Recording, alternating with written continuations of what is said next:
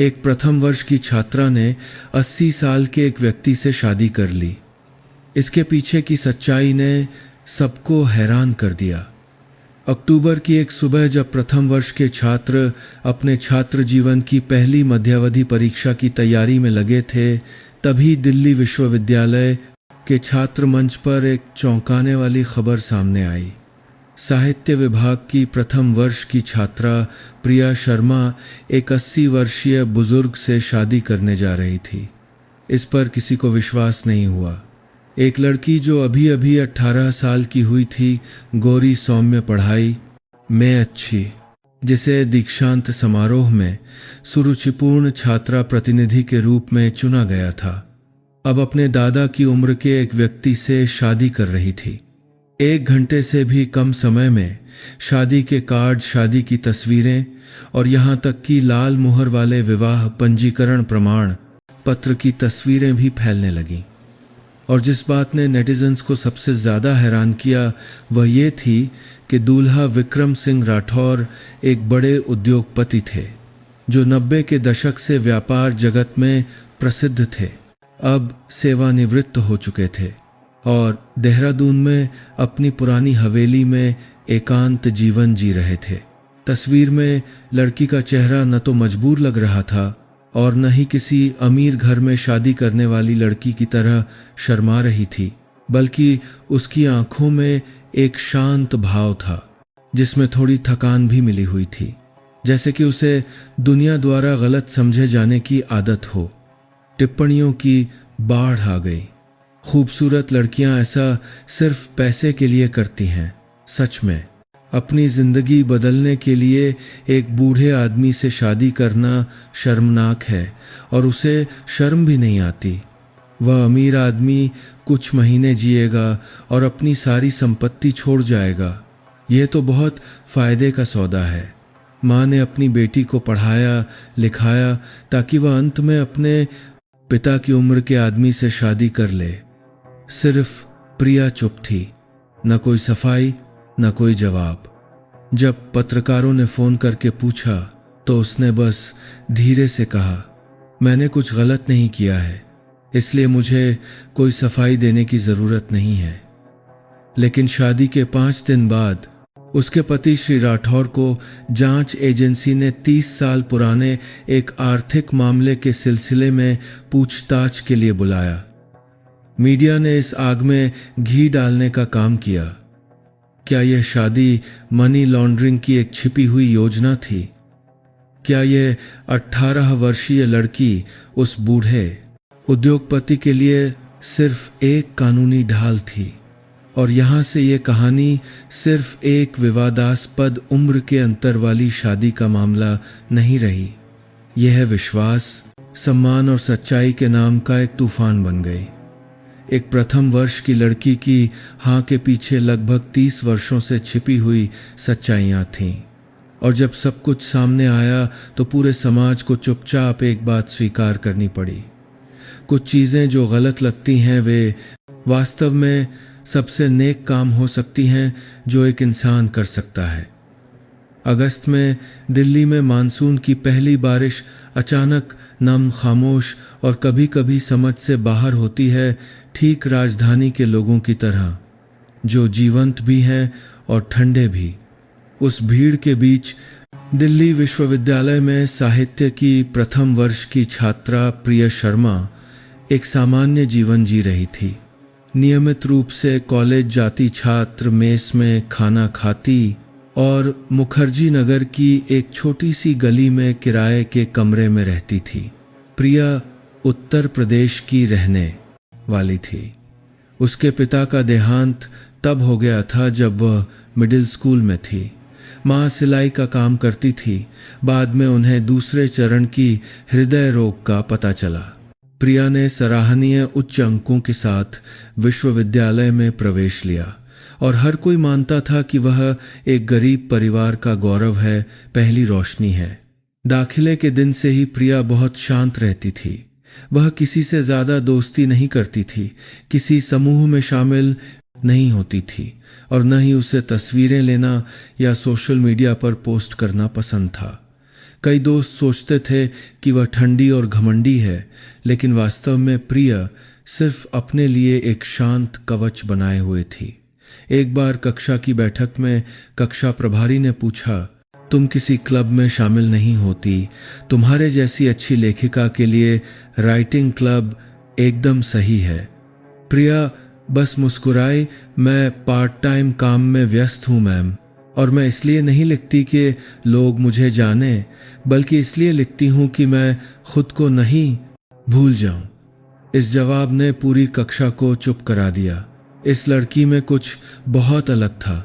हर सुबह प्रिया 5 बजे उठती, अपने लिए खाना बनाती, क्लास के बाद नई दिल्ली रेलवे स्टेशन के पास एक बेकरी में पार्ट टाइम काम करने के लिए बस पकड़ती। रात में अपने सरकार्ट में कभी पकड़ती, बनाती में 5 पकड़ती, बनासा पकड़ती। किराए के कमरे में लौटकर वह घर फोन करती, किताबें पढ़ती और फिर सो जाती।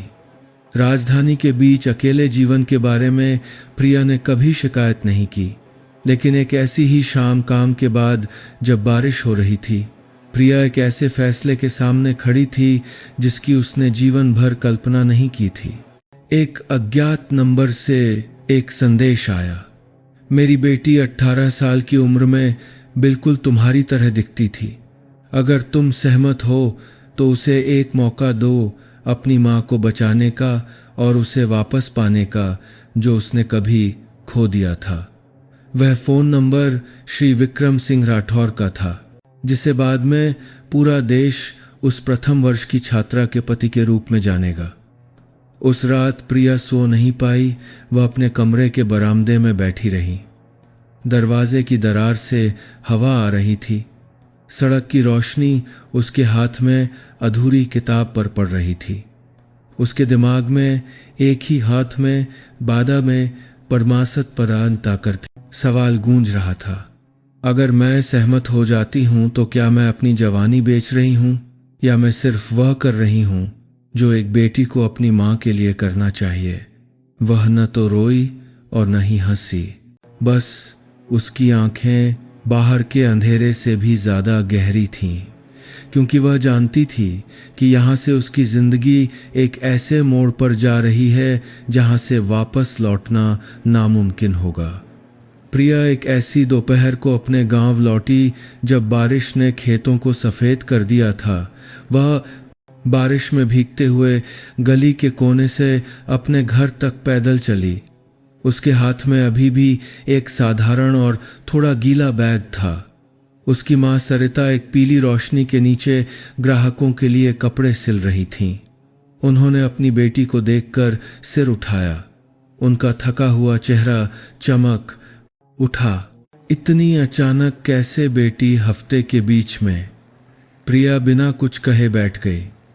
थोड़ी देर बाद उसने धीरे से कहा, माँ, मैं आपसे एक बात पूछने आई हूँ। क्या बात है जो तुम इतनी तनाव में लग रही हो? बेटी प्रिया ने गहरी सांस ली। अपने कपड़ों के किनारे को धीरे से मरोड़ते हुए, मैं शादी करना चाहती हूँ। सरिता के हाथ से सुई गिर गई, उनकी आंखें बड़ी हो गईं और वह हकलाने लगीं। माँ, मैंने गलत सुना बेटी, तुम अभी प्रथम वर्ष में हो, 19 की भी नहीं हुई हो। किससे और कहाँ? प्रिया ने सिर झुका लिया। उसका गला भराया। मैं एक साधारण समारोह करूंगी, कोई धूमधाम नहीं। उनका नाम राठौर है, विक्रम सिंह राठौर, 80 साल के। सरिता जैसे सुन्न हो गई। पूरा घर एक खालीपन में डूब गया। बस घड़ी की टिक टिक और बाहर बरामदे में बारिश की टप टप की आवाज़ थी।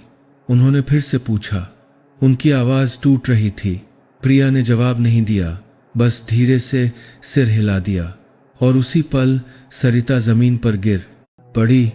दोनों हाथों से अपनी छाती पकड़कर ऐसे चिल्लाई जैसे किसी ने उनका दिल चीर दिया हो। नहीं, ये नहीं हो सकता प्रिया, तुम पागल हो गई हो क्या? तुम जानती हो कि तुम क्या कर रही हो? तुम अपने पिता की उम्र के एक बूढ़े आदमी से शादी कर रही हो। प्रिया बस चुपचाप बैठी रही। उसकी आंखों में अब संघर्ष छिपा नहीं था। मैं जानती हूं माँ, आप सदमे में हैं, लेकिन मैं ये भी जानती हूं कि आपके पास ज्यादा समय नहीं है। दिल की सर्जरी और ना ही टाली जा सकती। सरिता सिसकने लगी। मां, मैं जितने दिन जी सकती हूं जी लूंगी, लेकिन तुम अपनी पूरी जिंदगी ऐसी शादी के लिए बर्बाद मत करो। ये बर्बादी नहीं है, ये मेरी पसंद है, क्योंकि मैं आपकी कर्जदार हूं और क्योंकि वह आदमी वह उतना बुरा नहीं है जितना आप सोचती हैं। इस बात ने सरिता को और भी डरा दिया। वह कांपते हुए खड़ी हो गईं, उनकी सांसें तेज हो गईं। प्रिया ने उन्हें सहारा देने की कोशिश की, लेकिन उन्होंने उसका हाथ झटक दिया। राठौर वह व्यक्ति है जिसे मैंने अपनी पूरी जिंदगी भुलाने की कोशिश की है। वह वही है जिसके कारण मैंने सब कुछ छोड़ दिया। तुम्हें नहीं पता कि तुम किस में फंस रही हो। प्रिया चुप रही। वह जानती थी।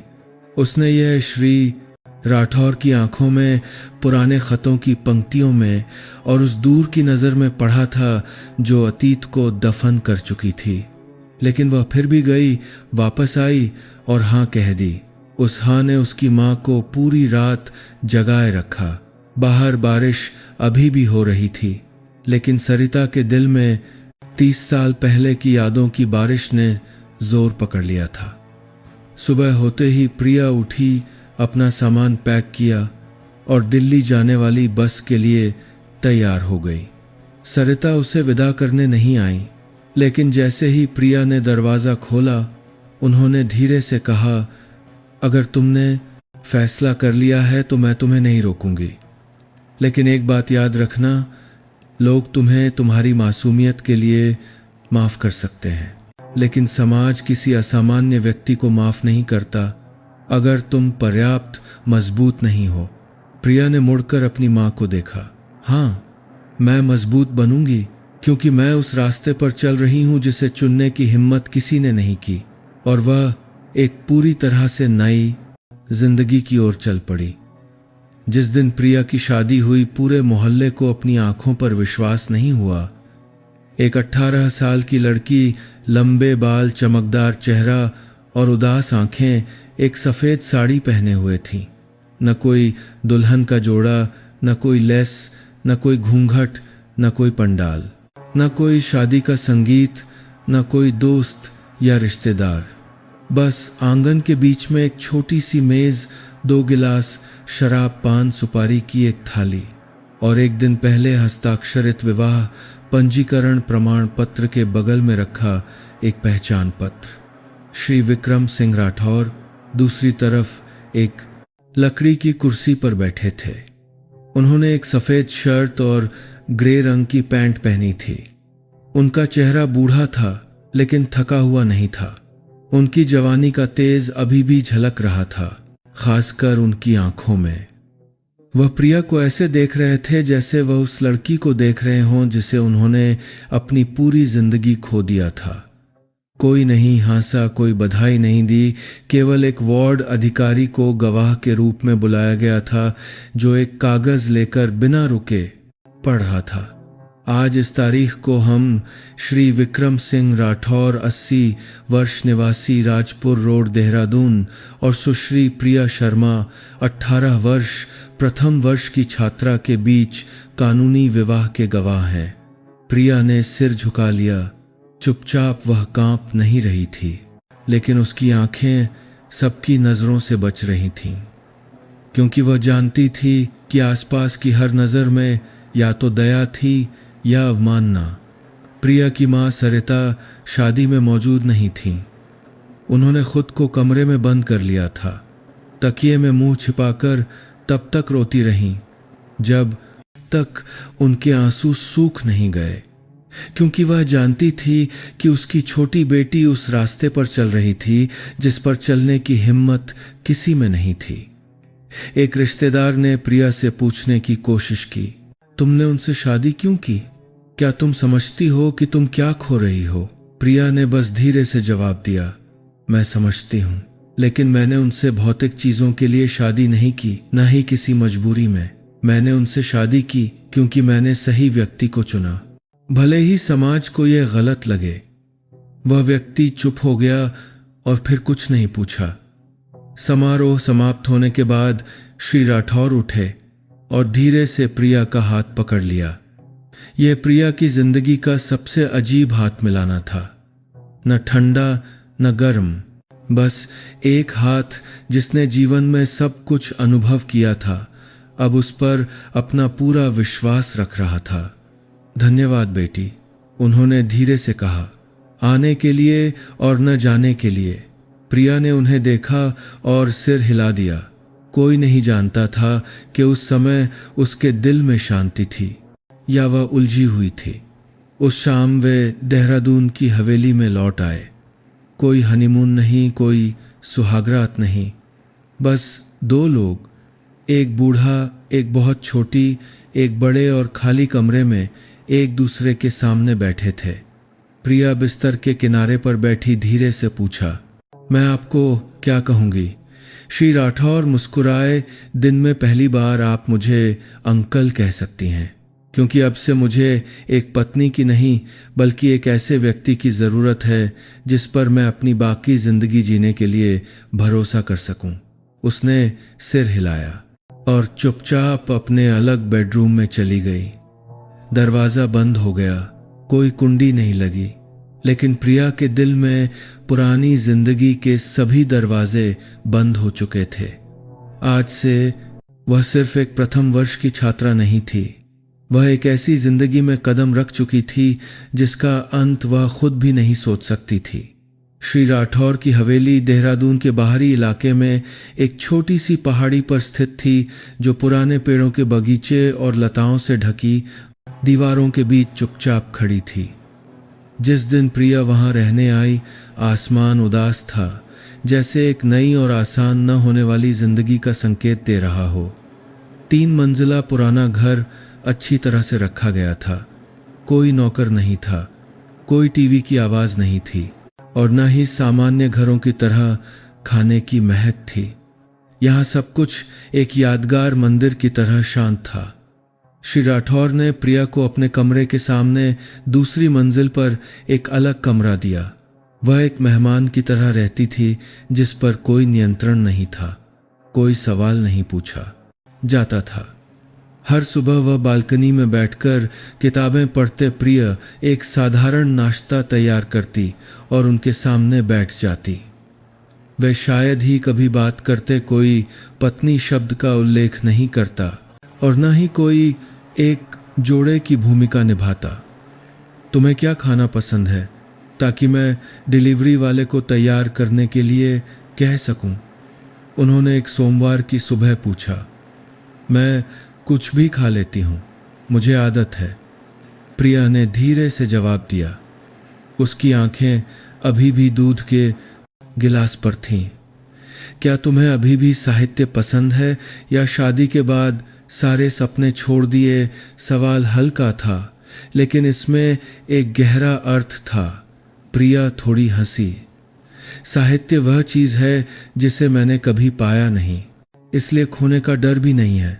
श्री राठौर हंसे, एक छोटी सी हंसी, लेकिन ऐसा लगा जैसे ये बहुत समय बाद आई हो। अगले कुछ दिनों में प्रिया ने घर की सफाई की, किताबों की अलमारियों को साफ किया और खुद खाना बनाया। कभी कभी वह शाम को सोफे पर बैठकर किताबें पढ़ती। श्री राठौर अक्सर सामने वाली कुर्सी पर बैठते, चश्मा पहने और फाउंटेन पेन से पुराने नोट्स पढ़ते। वे समानांतर रहते थे, बिना छुए, बिना टकराए, बिना हस्तक्षेप किए। एक दिन किताबों की अलमारी साफ करते समय प्रिया को एक गुप्त दराज मिली, जिसमें काले और सफ़ेद तस्वीरों का एक संग्रह था, उसकी माँ की तस्वीरें। जब वह जवान थीं तो वह हैरान रह गई। एक तस्वीर में सरिता एक आम के पेड़ के पास खड़ी थीं, बहुत खूबसूरती से मुस्कुरा रही थीं। उनकी आंखें सितारों की तरह चमक रही थीं। तस्वीर के पीछे लिखा था, अगर वह एक दिन वापस आती तो शायद मैं अपनी कल्पना से भी ज्यादा बूढ़ा हो चुका होता। उस शाम प्रिया ने श्री राठौर को देखा, न कुछ पूछा और न कुछ कहा। बस उस पल से वह समझ गई कि यह शादी सिर्फ माँ को बचाने के लिए नहीं थी, बल्कि यह श्री राठौर का अतीत के लिए एक अनकहा माफीनामा भी था। हर सुबह प्रिया खाने की मेज के पास रखे एक छोटे फूलदान में एक फूल लगाती। किसी ने उसे ऐसा करने के लिए नहीं कहा, बस उसे लगा कि इस घर में लोग बहुत लंबे समय से गर्मी के बिना जी रहे हैं। वह श्री राठौर से प्यार नहीं करती थी, न ही उनसे नफरत करती थी।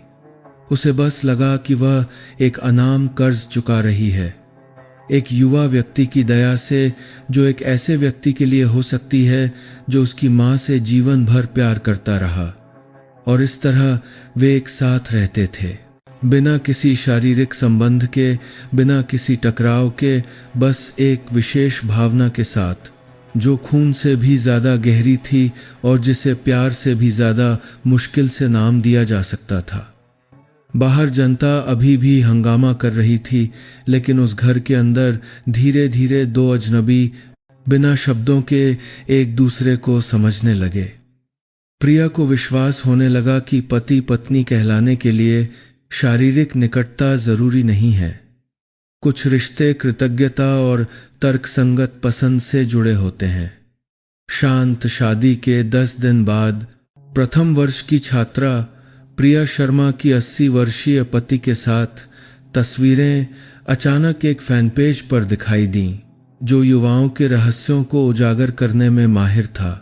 साथ में एक सनसनीखेज शीर्षक था, 18 साल की लड़की ने एक हाथ से अपनी जिंदगी बदल दी, अंतिम समय में यूएससी उद्योगपति से शादी कर ली। वहां से सोशल मीडिया पर विस्फोट हो गया। 1 घंटे से भी कम समय में 20 शून्य से ज़्यादा शेयर, हजारों टिप्पणियां बाढ़ की तरह आ गईं। लोगों ने शादी की तस्वीरों को काटा और जोड़ा, प्रिया के चेहरे को पैसे और डॉलर के बिलों की छवियों के साथ जोड़ा। बधाई हो दोस्त, तुम्हारी जिंदगी बदल गई। छात्रा से बूढ़ी औरत बन गई एक रात। सोकर उठो और हवेली और करोड़ों के बैंक खाते की वारिस बन जाओ। बहनों, इस लड़की से सीखो, तुम्हें विश्वविद्यालय की परीक्षा देने की जरूरत नहीं पड़ेगी। क्या कोई पूछता है कि क्या प्यार है? जरूरत नहीं। महत्वपूर्ण यह है कि संपत्ति किसके नाम पर है। हर पंक्ति, हर मीम, हर टिकटॉक वीडियो जो शादी को एक क्रूर हास्य शैली में फिर से बनाता था, सब कुछ प्रिया की ओर निर्देशित था, जिसने एक शब्द का खंडन नहीं किया, एक पंक्ति की व्याख्या नहीं की। विश्वविद्यालय में प्रिया ने अजीब नजरें महसूस करना शुरू कर दिया। सहपाठी उसकी पीठ पीछे फुसफुसाते, कुछ शिक्षक उससे बचते। उसकी पुरानी रूममेट ने संदेश भेजा, अब से यहाँ मत आना, मुझे पड़ोसियों से शर्म आती है। प्रिया ने वह संदेश पढ़ा, बस कुछ सेकंड के लिए उसे दबाए रखा और फिर हटा दिया। वह अभी भी समय पर क्लास जाती, अभी भी कक्षा में आखिरी पंक्ति में बैठती, उसके हाथ पूरी तरह से नोट्स लिखते। केवल एक बात अलग थी कि अब जब भी वह लेक्चर हॉल में प्रवेश करती तो वह अपने साथ हजारों आंखें लाती, जो ज्ञान का पालन करने के लिए नहीं, बल्कि उसके हर हाव भाव, हर कपड़े, हर सांस को स्क्रूटनाइज करने के लिए थीं। ऑनलाइन समाचार पत्रों ने गहराई से खोदना शुरू कर दिया। प्रिया शर्मा कौन है? वह कहाँ से है? क्या उसने पैसे के लिए शादी की? श्री राठौर व्यापार जगत में कौन थे? एक ऑनलाइन समाचार पत्र ने बताया। एक आंतरिक स्रोत ने खुलासा किया कि शादी एक गुप्त अनुबंध के तहत हुई थी, जिसमें 2 साल बाद विरासत में संपत्ति का प्रावधान था। युवा लड़की एक उच्च श्रेणी की देखभाल करने वाली से ज़्यादा कुछ नहीं है, जिसे पूरी तरह से खरीद लिया गया है। किसी ने पुष्टि नहीं की, लेकिन सभी ने विश्वास किया, क्योंकि समाज का एक अजीब नियम है। वे हमेशा अच्छी चीज़ों की तुलना में बुरी चीज़ों पर आसानी से विश्वास करते हैं। एक देर शाम क्लास छोड़ने के ठीक बाद प्रिया को छात्रों के एक समूह ने गलियारे में रोक लिया। एक लड़की ने सीधे पूछा, तुमने उस बूढ़े आदमी से 1 महीने के कितने पैसे लिए? प्रिया चुप रही। या तुम्हारे पास कोई तरकीब है जो तुम हमारे साथ साझा कर सको? एक और व्यंग्यात्मक हंसी आई। प्रिया ने मुड़कर नहीं देखा। वह सीधे चली गई। उसकी एडी की आवाज़ हर कदम पर कठोरता से गूंज रही थी। लेकिन जैसे ही वह सीढ़ियों से नीचे उतरी, उसका फ़ोन बजा। श्री राठौर का फ़ोन था। उनकी आवाज़ कमज़ोर गहरी थी। तुम ठीक हो? बेटी प्रिया कुछ सेकंड के लिए रुक गई और फिर जवाब दिया, मैं ठीक हूं उन्हें। तुम्हें वह व्यक्ति ना बनाने दो जो तुम नहीं हो। जितनी ज़्यादा तुम चुप रहोगी, तुम्हें उतना ही मजबूत होना होगा। मुझे तुम पर विश्वास है। सिर्फ एक वाक्य, लेकिन उस पल में प्रिया को लगा जैसे किसी ने अजनबियों के समुद्र के बीच उसका हाथ पकड़ लिया हो। उस रात सोशल मीडिया नई जानकारी से भर गया। एक गुमनाम खाते ने आरोप लगाया कि श्री राठौर 90 के दशक से करोड़ों की अवैध भूमि हस्तांतरण में शामिल थे और अफवाह फैलने लगी। क्या यह शादी संपत्ति को ठिकाने लगाने की एक चाल थी? प्रिया ने अपने फ़ोन की स्क्रीन को देखा। उसके हाथ धीरे धीरे कस गए। तूफान आ गया था और वह समझ गई थी कि इस बार तूफान सिर्फ उसे निशाना नहीं बना रहा था, बल्कि अगर वह खड़ी नहीं हुई तो ये सब कुछ डुबो सकता था। उस दोपहर आसमान अजीब तरह से उदास था। प्रिया रात का खाना बना रही थी जब श्री राठौर को एक फ़ोन आया। फ़ोन करने वाला देहरादून पुलिस का एक जांच अधिकारी था। प्रिया सुन्न हो गई जब उसने उन्हें फ़ोन नीचे रखते हुए देखा। उनका हाथ थोड़ा कांप रहा था। उन्होंने मुझे कल पूछताछ के लिए बुलाया है। प्रिया ने नहीं पूछा क्यों, क्योंकि वह जानती थी कि 90 के दशक से संदिग्ध भूमि हस्तांतरण के बारे में अफवाहें अपने आप नहीं उठी थीं। किसी ने वर्तमान को डुबोने के लिए अतीत को वापस खींच लिया था। अब ठीक है? प्रिया ने धीरे से पूछा। मैं बूढ़ा हो गया हूं, अब सामना करने का समय आ गया है। और तुम? उन्होंने प्रिया की ओर देखा। अब से तुम्हें बहुत शांत रहना होगा। लोगों को सच्चाई की जरूरत नहीं है, उन्हें बस उस पर विश्वास करने के लिए एक बहाने की जरूरत है जो वे चाहते हैं। प्रिया ने सिर हिलाया, लेकिन उसके अंदर उसका दिल इतनी जोर से धड़क रहा था कि उसकी सांस रुक गई। अगली सुबह श्री राठौर ने बहुत जल्दी हवेली छोड़ दी। कोई पुलिस एस्कॉर्ट नहीं, कोई हथकड़ी नहीं, बस एक नीली बत्ती वाली गाड़ी चुपचाप उन्हें गेट पर लेने आई। उन्होंने एक सफ़ेद शर्ट पहनी थी। खुद चलकर गाड़ी में बैठे प्रिया को विदा करने नहीं दिया। मत आना, ज़रूरी नहीं है, उन्होंने कार का दरवाज़ा बंद करने से पहले कहा। लेकिन प्रिया अभी भी वहां खड़ी उस गाड़ी को पेड़ों के पीछे गायब होते हुए देख रही थी। वह जानती थी कि दुर्लभ शांतिपूर्ण जीवन अभी अभी बिखर गया था। उस दोपहर ऑनलाइन समाचार पत्रों ने एक साथ प्रकाशित किया। विक्रम सिंह राठौर, पूर्व निदेशक मिनहंग कंस्ट्रक्शन ज्वाइंट स्टॉक कंपनी को 1995 से त्रिलोकपुरी भूमि परियोजना में अनियमितताओं के संबंध में पूछताछ के लिए बुलाया गया। जनता फिर से भड़क उठी। इस बार क्याक राष्ट्र आपके साथ। ये सिर्फ एक बूढ़े आदमी से शादी करने के लिए प्रिया की आलोचना नहीं थी, बल्कि ज्यादा कड़वी पंक्तियां थीं। पैसे धोने के लिए शादी की, प्रथम वर्ष की लड़की संपत्ति को ठिकाने लगाने वाले के लिए एक ढाल है, एक चाल जो पहले से सोची गई थी। जिसी और प्रथम जादी कर पर मौत की दौरान तिरकता है, लेकिन कारण में पैसे करवी 3 मताब किया। विश्वविद्यालय में प्रिया पढ़ती थी, वह भी चिंतित होने लगा। उसे पूछताछ के लिए बुलाया गया। स्कूल प्रशासन ने चतुराई से कहा, तुम्हारा मामला विभाग की प्रतिष्ठा को प्रभावित कर रहा है। हम उम्मीद करते हैं कि तुम कुछ समय के लिए छुट्टी लेने पर विचार करोगी। प्रिया ने उन्हें दोष नहीं दिया।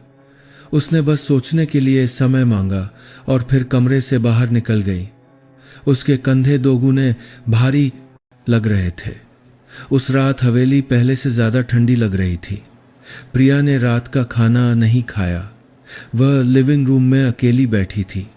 उसके सामने प्रथम वर्ष की छात्रवृत्ति का आवेदन था, साथ में श्री राठौर का लिखा एक हस्तलिखित पत्र था। तुम्हें कुछ करने की जरूरत नहीं है, बस तुम जैसी हो वैसी ही रहो, दयालु दृढ़। मैंने इतना जी लिया है कि समझ सकूं, समाज अपराध को भूल सकता है, लेकिन अगर हम कमजोर हैं तो वह कभी भी मतभेद को माफ नहीं करता। इसे पढ़ते हुए प्रिया के आंसू चुपचाप बहने लगे। किसी ने नहीं देखा, लेकिन यह पहली बार था जब वह रोई थी, क्योंकि उसे लगा कि वह एक ऐसी लड़ाई में वास्तव में अकेली है जिसमें कोई भी उसकी बेगुनाही पर विश्वास नहीं करता। अगली सुबह प्रिया स्वेच्छा से जांच एजेंसी गई। वह 2 घंटे तक इंतजार करती रही, किसी ने उसका नाम नहीं पुकारा। जब ड्यूटी पर मौजूद अधिकारी ने पूछा कि क्या वह श्री राठौर की रिश्तेदार है, तो उसने जवाब दिया, मैं उनकी कानूनी पत्नी हूं। मैं यह पुष्टि करना चाहती हूं कि वह भागे नहीं हैं, बच नहीं रहे हैं, और मैंने भी कुछ भी अवैध नहीं किया है। अधिकारी चुपचाप उसे देखता रहा और फिर सिर हिलाया। हम जानते हैं कि वह भागने वालों में से नहीं है, लेकिन यह मामला सरल नहीं है। बहुत से लोग चाहते हैं कि वह पुरानी बातों का बोझ उठाए।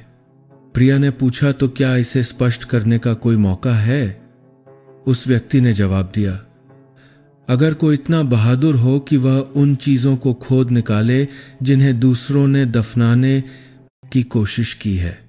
प्रिया ने धीरे से अपना हाथ कसा, और वह जानती थी कि वह व्यक्ति उसे ही होना होगा। उस रात कई दिनों की चुप्पी के बाद प्रिया ने बिना बताए, बिना किसी संदेश के देर रात की बस से अपने गांव के लिए प्रस्थान किया। जब प्रिया गांव के लिए लगा कर रहे तो हाँ की रात का नाव का राह विया गांव का काला करने का परका नहीं, किनारे हवादार।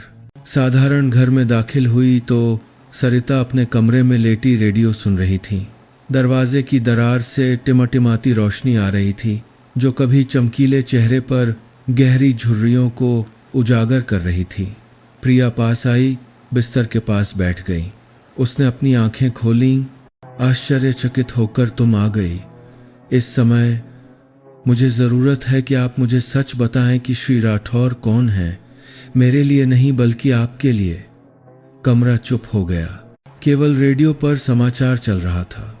1995 का आर्थिक मामला अब एक विस्तारित जांच के तहत फिर से खोला जा रहा है। सरिता ने आह भरी, एक बहुत ही धीमी आह, लेकिन जैसे दिल की धड़कन टूट गई हो। फिर वह उठी, बिस्तर के नीचे छोटी सी दराज खोली और एक पुराना फीका कपड़ा निकाला। अंदर एक बिना भेजा हुआ हस्तलिखित पत्र था, जिसकी लिखावट झुकी हुई थी और कुछ हिस्से स्याही से धुंधले हो गए थे। उसने पत्र प्रिया के हाथ में रख दिया। पढ़ो, पढ़ने के बाद तुम समझ जाओगी कि मैंने तुम्हारा विरोध क्यों नहीं किया, लेकिन तुम्हें आशीर्वाद भी क्यों नहीं दिया। श्री राठौर, मैंने कभी नहीं सोचा था कि मैं यह पत्र लिखूंगी, लेकिन सब कुछ के बाद मैं आपसे एक माफ़ी मांगती हूँ। उस दिन जब आपकी जांच हो रही थी, मैं अच्छी तरह जानती थी कि गलती करने वाले आप नहीं थे, बल्कि मेरे पति श्री वर्मा थे, जो उस समय प्रांत के उपाध्यक्ष थे। उन्होंने आपको गलत रिकॉर्ड पर हस्ताक्षर करने के लिए मजबूर किया था। आपने अपनी प्रतिष्ठा बचाने के लिए चुप रहे, और मैंने अपने परिवार के लिए तथाकथित शांति बनाए रखने के लिए चुप रही। मैंने गलत चुना। मैंने एक शक्तिशाली व्यक्ति की पत्नी बनना चुना, बजाय एक नेक व्यक्ति के साथ रहने के। जब एक यातायात दुर्घटना में उनकी मृत्यु हो गई, तो मुझे पता चला कि मैं केवल सत्ता की राह में एक साथी थी। मुझे कभी सच्चा प्यार नहीं मिला। जिस दिन प्रिया ने विश्वविद्यालय में प्रवेश किया, मैं आपको लिखना चाहती थी कि ये वही बच्ची है जिसे आपने 3 साल की उम्र से अपनी पीठ पर उठाया था। वही बच्ची जिसे आपने उसका पहला स्कूल बैग खरीद कर दिया था। लेकिन फिर मैंने रुक गई, क्योंकि मुझे डर था कि मेरी बेटी को अतीत का बोझ उठाना पड़ेगा। अगर एक दिन वह वापस आने का फैसला करती है, अगर एक दिन वह आपके जीवन में कदम रखने के लिए पर्याप्त बहादुर होती है, तो कृपया उसे एक पिता की तरह प्यार करें जो चुपचाप उसकी मां से प्यार करता था। प्रिया ने पढ़ना समाप्त किया। उसके हाथ कांप रहे थे, उसकी आंखें आंसुओं से धुंधली हो गईं। तो मेरे पिता ने श्री राठौर को दोष लेने के लिए मजबूर किया था। सरिता ने सिर हिलाया। वह एक अच्छे आदमी हैं बेटी, लेकिन उस समय के समाज में जो कोई भी बोलता था उसे कुचल दिया जाता था। मैं चुप रही और हमेशा पश्चाताप में जीती रही। प्रिया चुपचाप बैठी रही। उसके दिल की हर गांठ धीरे धीरे खुलने लगी। यह कोई संयोग नहीं था कि श्री राठौर उसे ऐसी आंखों से देखते थे जैसे वे उसे जीवन भर से जानते हों। यह कोई संयोग नहीं था कि उन्होंने चुपचाप बिना किसी शर्त के उसके परिवार का समर्थन किया। यह कोई कर्तव्य नहीं था, बल्कि एक ऐसे व्यक्ति का मौन वादा था जिसने उस महिला को खो दिया था, जिसे वह प्यार करता था, और अब अपने जीवन के अंतिम वर्षों का उपयोग उस तरह से क्षतिपूर्ति करने के लिए कर रहा था जिसे वह जानता था। घर से निकलते समय प्रिया ने अपनी माँ को देखा। उस महिला का मुझे पान अपनी अपनी करा भारती पाली। अब महिला की आंखें, जिसने सब कुछ बलिदान कर दिया था, अब थकी हुई और खाली थीं। आपने अपना पूरा जीवन चुप्पी में बिताया, लेकिन आज से मैं सच्चाई के साथ जीऊंगी। और वह मुड़ी और गली से बाहर निकल गई। चांदनी ने सड़क पर उसकी लंबी छाया डाली। एक नई यात्रा अभी शुरू हुई थी। उस व्यक्ति के लिए सम्मान वापस पाने की यात्रा जिसे दुनिया गलत समझ रही थी और जिसने चुपचाप दशकों तक एहसान उठाया था। प्रिया देहरादून लौट आई। अगली सुबह आसमान भूरा था। बारिश नहीं हो रही थी, लेकिन अजीब तरह से नम था। वह अपनी माँ के लिखे पत्र के साथ हवेली में दाखिल हुई। स्याही आंसुओं से धुंधली हो गई थी, जो अभी तक सूखी नहीं थी। श्री राठौर अभी तक वापस नहीं आए थे। जांच एजेंसी ने उन्हें फाइल का विस्तार करने में सहयोग करने के लिए रुकने के लिए कहा था, जबकि जनता घेराबंदी जारी रखे हुए थी। इंटरनेट पर लोगों ने संपत्ति को फ्रीज करने, एक अप्रत्यक्ष सजा के रूप में प्रिया के सभी विरासत अधिकारों को निलंबित करने के बारे में बात करना शुरू कर दिया। वह जानती थी कि अगर वह इस समय खड़ी नहीं हुई तो श्री राठौर उन्हीं चीज़ों से हार जाएंगे जिन्हें उन्होंने दूसरों की रक्षा के लिए चुपचाप चुना था। कई रातों की नींद हराम करने के बाद प्रिया दिल्ली में एक प्रसिद्ध वकील एडवोकेट आलोक गुप्ता के कार्यालय में गई, जो श्री राठौर के व्यापार जगत से हटने से पहले उनके अधीन एक प्रशिक्षु छात्र थे। कार्यालय ट्रनहुंगदाओ स्ट्रीट पर एक पुरानी इमारत में स्थित था, जो शानदार नहीं था लेकिन शांत और व्यवस्थित था। जब उसने अपना नाम बताया तो सहायक एक पल के लिए रुका और फिर उसे एक निजी कमरे में आमंत्रित किया। वकील गुप्ता 50 के दशक के तेज आंखों और नमक मिर्च बालों वाले ने उसे संदेह की दृष्टि से देखा। आप श्री राठौर की पत्नी हैं? हाँ, मैं चाहती हूं कि आप 1995 के त्रिलोकपुरी मामले की फिर से जांच करने में मदद करें। श्री गुप्ता ने थोड़ी भौहें सिकोड़ी। वह मामला बहुत पहले समाप्त हो चुका है और अब फिर से खोलने के दायरे में नहीं है, लेकिन श्री राठौर अंतिम निर्णय पर हस्ताक्षर करने वाले व्यक्ति नहीं थे। मेरे पास सबूत है। मेरी माँ का एक बयान, जो उस समय मुख्य जिम्मेदार व्यक्ति के साथ रहती थीं। उस समय प्रांत के पूर्व उपाध्यक्ष मेरे जैविक पिता थे। श्री गुप्ता कुछ सेकंड के लिए चुप रहे और फिर अपनी कुर्सी पर पीछे झुक गए। क्या आप जानती हैं कि आप क्या कर रही हैं? यह सिर्फ एक कानूनी फाइल नहीं है, ये एक राजनीतिक घाव है। अगर इसे फिर से खोला गया तो ये बहुत सी चीज़ों को प्रभावित करेगा। मैं जानती हूँ, लेकिन मैं चुप नहीं बैठ सकती। जब जिस व्यक्ति का मैं सम्मान करती हूँ, उसे धोखेबाज का मुखौटा पहनाया जा रहा है, सिर्फ इसलिए कि दूसरे अपनी गलतियों को छिपा सकें। उसने हस्तलिखित पत्र निकाला और मेज पर रख दिया। ये मेरी माँ का माफ़ीनामा है और उन चीज़ों के लिए एक मौन स्वीकारोक्ति है जिनके बारे में वह 30 साल तक चुप रहीं।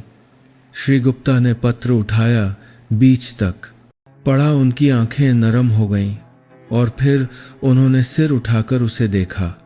पहली बार उनकी नज़र में संदेह नहीं बल्कि सम्मान था। आप बहादुर हैं, लेकिन मैं मदद करूंगा। इसलिए नहीं कि आप बहादुर हैं, मैं मदद करूंगा क्योंकि मैं श्री राठौर का एक धन्यवाद का टणी हूं, जो मैंने पिछले 25 वर्षों में कभी नहीं कहा। 3 दिन बाद श्री राठौर को जमानत पर रिहा कर दिया गया। प्रिया ने उन्हें जांच एजेंसी के गेट पर रिसीव किया। वह स्पष्ट रूप से पतले हो गए थे। उनका चेहरा थका हुआ था, लेकिन जब उन्होंने उसे देखा तो उनकी आंखें अभी भी चमक रही थीं। तुम्हें नहीं आना चाहिए था। मैं जिज्ञासा से नहीं आई हूं। मैं आई हूं क्योंकि अब से आपको अकेले नहीं लड़ना पड़ेगा। उसने कार का दरवाजा खोला ताकि वह अंदर जा सकें। उनके पीछे सूरज भूरे बादलों के ऊपर से निकल रहा था। प्रिया के हाथ में वकील गुप्ता द्वारा भेजी गई पहली फाइल थी। 1995 में कंपनी की आंतरिक बैठक का 1 मिनट, जिसमें श्री राठौर के जबरन हस्ताक्षर थे, एक कैसेट टेप से रिकॉर्ड किया गया था।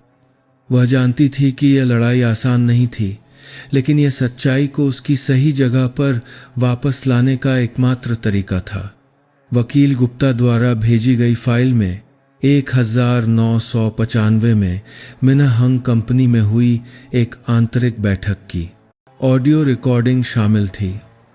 यह वह समय था जब त्रिलोकपुरी भूमि परियोजना में योजना और पूंजी आवंटन में अनियमितताएं शुरू हो गई थीं।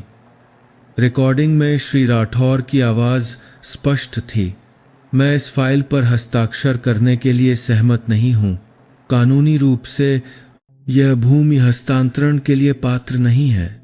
लेकिन कुछ मिनटों की चुप्पी के बाद एक और आदमी की आवाज़ गूंजी, गहरी कठोर दबाव से भरी।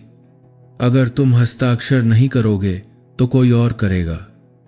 लेकिन मैं तुम्हें चेतावनी देता हूं कि अगर तुम इस परियोजना से बाहर निकलते हो तो कल से तुम्हारी कंपनी को भी हस्तांतरण की तैयारी करनी चाहिए।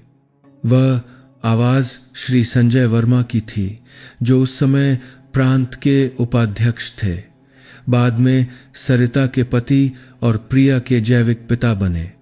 टेप सुनने के बाद श्री राठौर गतिहीन बैठे रहे। प्रिया सुन्न हो गई। भले ही वो अपनी मां से सच्चाई जानती थी, लेकिन जब उसने जीवंत सबूत का सामना किया तो अतीत की आवाज पूरी तरह से वापस आ गई। वह अभी भी कांपने से खुद को नहीं रोक सकी। वह आपके करीबी दोस्त हुआ करते थे। प्रिया ने धीरे से पूछा, वह व्यक्ति जिसने आपके साथ कंपनी के उद्घाटन का जश्न मनाया था, जिसने प्रांत के बुनियादी ढांचे का विस्तार करने के लिए आपके साथ हाथ मिलाया था। लेकिन सत्ता लोगों को बहुत जल्दी बदल देती है बेटी। श्री राठौर उदासी से मुस्कुराए। उनकी आंखों में अब कोई आक्रोश नहीं था, बस एक तरह की थकान थी जो किसी ऐसे व्यक्ति की थी जिसने बहुत लंबे समय तक चुपचाप सहा था। वकील गुप्ता ने कहा कि त्रिलोकपुरी मामले की फाइल को फिर से खोलने के लिए यह साबित करना आवश्यक था कि उस समय प्रांतीय स्तर के अधिकारियों से जबरदस्ती या मिलीभगत के तत्व थे। लेकिन समस्या यह थी कि श्री वर्मा की 15 साल पहले एक अज्ञात कारण से हुई यातायात दुर्घटना में मृत्यु हो गई थी। प्रिया ने सोचा, तो क्या किया जाए अगर मुख्य गवाह मर चुका है। वकील गुप्ता ने जवाब दिया, गवाह मर चुका है, लेकिन कागजात अभी भी हैं। और इससे भी महत्वपूर्ण बात यह है कि एक और व्यक्ति है जिसने निपटान का सत्यापन किया था, लेकिन जिम्मेदारी लेने से इनकार कर दिया था। वह व्यक्ति अब संसाधन और पर्यावरण विभाग का निदेशक है। उसका नाम लोकेश वर्मा है। अगले कुछ दिनों में प्रिया ने चुपचाप और सबूत इकट्ठा किए। श्री राठौर के साथ जांच एजेंसी की अपनी यात्राओं के माध्यम से उसने एक छाया को बार बार दिखाई देना शुरू कर दिया। एक लंबा सूट पहने आदमी अक्सर गलियारे के अंत में खड़ा होकर लंबे समय तक फोन पर बात करता था। एक बार जब प्रिया गुजरी तो उस आदमी ने जानबूझकर फोन पर जोर से कहा, पुरानी कहानियों को फिर से खोला जा रहा है। कौन शांति से रह सकता है, ये मत सोचो कि थोड़े से सबूत के साथ तुम जिसे चाहो उसे बाहर खींच सकते हो। प्रिया रुक गई। वह नहीं जानती थी कि वह कौन है, लेकिन उसकी आंखों में एक छिपा हुआ आतंक था, एक ऐसे व्यक्ति का प्रकार जो देख रहा था कि अतीत उसके हाथों से थोड़ा थोड़ा करके फिसल रहा था। उस शाम में तुमा को कैसे लोगों ऊपर कहा है, तुमा को सप्ताह दागा था। प्रिया ने मिनाहंग कंपनी के एक पूर्व कर्मचारी से मुलाकात की जो श्री राठौर के निजी सचिव हुआ करते थे। वह शहर के बाहरी इलाके में एक छोटे से घर में अकेले रहते थे। शुरू में झिक रहे थे, लेकिन जब प्रिया ने अपना उद्देश्य स्पष्ट किया तो उन्होंने केवल एक सवाल पूछा, क्या तुम निश्चित हो कि तुम अंत तक जाना चाहती हो? मैं बदला लेने के लिए नहीं जा रही हूं, मैं सच्चाई को बहाल करने के लिए जा रही हूं। उस आदमी ने अपनी दराज से एक लिफाफा निकाला जिसमें बजट निपटान की एक फोटोकॉपी थी, जिसमें 3 हस्ताक्षरों को रासायनिक स्याही हटाने वाले से बदल दिया गया था। यह वह संस्करण था जिस पर श्री राठौर ने हस्ताक्षर करने से इनकार कर दिया था, लेकिन बाद में हस्ताक्षर दिखाई दिए। अब तुम समझ गई हो। और इस तरह पहेली के टुकड़े सामने आने लगे। एक व्यक्ति जो मर चुका था, एक व्यक्ति जो पद पर था और एक व्यक्ति जो 30 साल तक चुप रहा था। सभी एक बिंदु के इर्द गिर्द घूमते थे, त्रिलोकपुरी परियोजना और वह जाल जिसमें श्री राठौर चुपचाप चले गए थे, क्योंकि वह राजनीतिक संबंधों को तोड़ना नहीं चाहते थे। लेकिन अब प्रिया एक बाहरी व्यक्ति, एकमात्र व्यक्ति थी जो सच्चाई को प्रकाश में लाने के लिए पर्याप्त, स्वच्छ और साहसी थी। और वह जानती थी कि असली लड़ाई अभी शुरू हुई है। देहरादून प्रांतीय अदालत ने त्रिलोकपुरी मामले पर प्रारंभिक सुनवाई खोलने का फैसला किया। श्री राठौर को 1995 से प्रशासनिक कदाचार और आंतरिक कॉरपोरेट दस्तावेजों को छिपाने में एक सह प्रतिवादी के रूप में बुलाया गया था। जनता उबल रही थी, प्रेस उग्र था, सोशल मीडिया ने हर दिशा में उत्तेजक रूप से रिपोर्टिंग की। यूएससी उद्योगपति न्याय का सामना करने वाला है। क्या युवा पत्नी गिर जाएगी? संपत्ति को ठिकाने लगाने के लिए शादी एक पुरानी लेकिन अभी भी प्रासंगिक चाल। अदालत में जाने से एक रात पहले प्रिया श्री राठौर के साथ उनके कार्यालय में बैठी थी, जिस कमरे में वह सबसे कम जाती थी। वह हाथ से लिख रहे थे। उनकी आंखें थक गई थीं, उनके हाथ कांप रहे थे, लेकिन उनकी लिखावट अभी भी साफ सुथरी थी। क्या आप अभी भी न्याय में विश्वास करते हैं? प्रिया ने पूछा। उसकी आंखें खुली फाइल पर थीं। उन्होंने तुरंत जवाब नहीं दिया, बस थोड़ा मुस्कुराए। मुझे विश्वास है कि न्याय देर से आता है, लेकिन सोता नहीं है। बस कभी कभी उसे किसी को जगाने की जरूरत होती है। उन्होंने नोटबुक बंद की, उसे उसकी ओर धकेला। अगर मैं कल वापस नहीं आता तो इसे पढ़ना, लेकिन केवल तभी जब तुम वास्तव में सब कुछ जानना चाहती हो। उस रात प्रिया सो नहीं सकी। उसने नोटबुक को अपने बेडसाइड पर रखा। उसे ऐसे देखा जैसे वह एक पेंडोरा के बक्से को देख रही हो, जिसमें सभी अनकही बातें, सभी निशान जो ठीक हो चुके थे।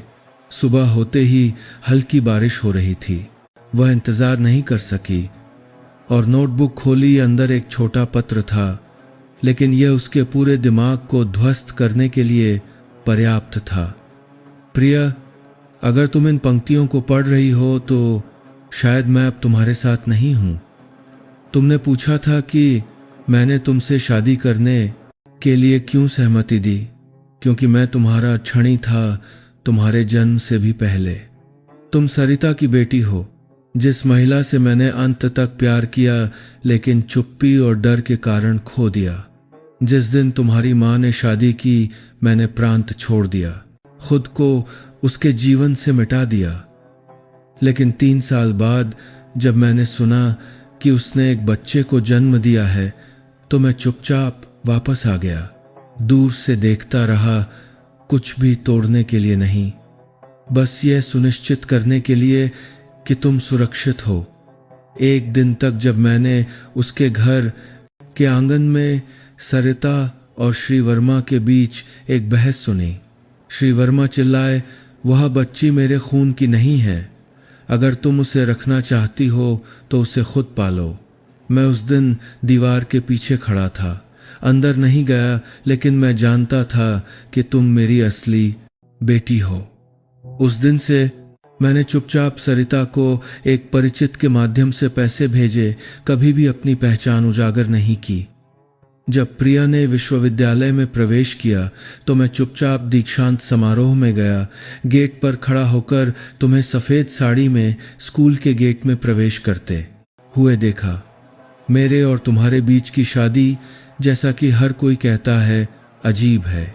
वास्तव में एकमात्र तरीका था जिसे मैं सोच सकता था कि मैं अपने जीवन के अंतिम वर्षों में तुम्हारी देखभाल और सुरक्षा को वैध बना सकूं। मैं माफ़ी मांगता हूं तुमसे शादी करने के लिए नहीं, बल्कि तुम्हें इतने लंबे समय तक अकेले दबाव झेलने देने के लिए। मैंने कभी नहीं सोचा था कि मैं पिता कहलाने के लायक हूं, इसलिए मैंने बाहर रहना चुना। लेकिन जब मैंने तुम्हें गाली देते, अपमानित होते और बड़े होने के लिए मजबूर होते देखा, तो मैं अब और बाहर ही नहीं रह सकता था। भले ही समाज हमें किसी भी नाम से प्यार करने की इजाज़त ना दे, लेकिन मैं फिर भी चाहता हूं कि तुम जानो कि मैंने हमेशा तुम्हें एक पिता की तरह प्यार किया है। प्रिया ने नोटबुक गिरा दी। आंसू बिना आवाज़ के बह निकले, बस लगातार बहते रहे। सारी सच्चाई टूट गई। उसने नफरत नहीं की, उसने दोष नहीं दिया।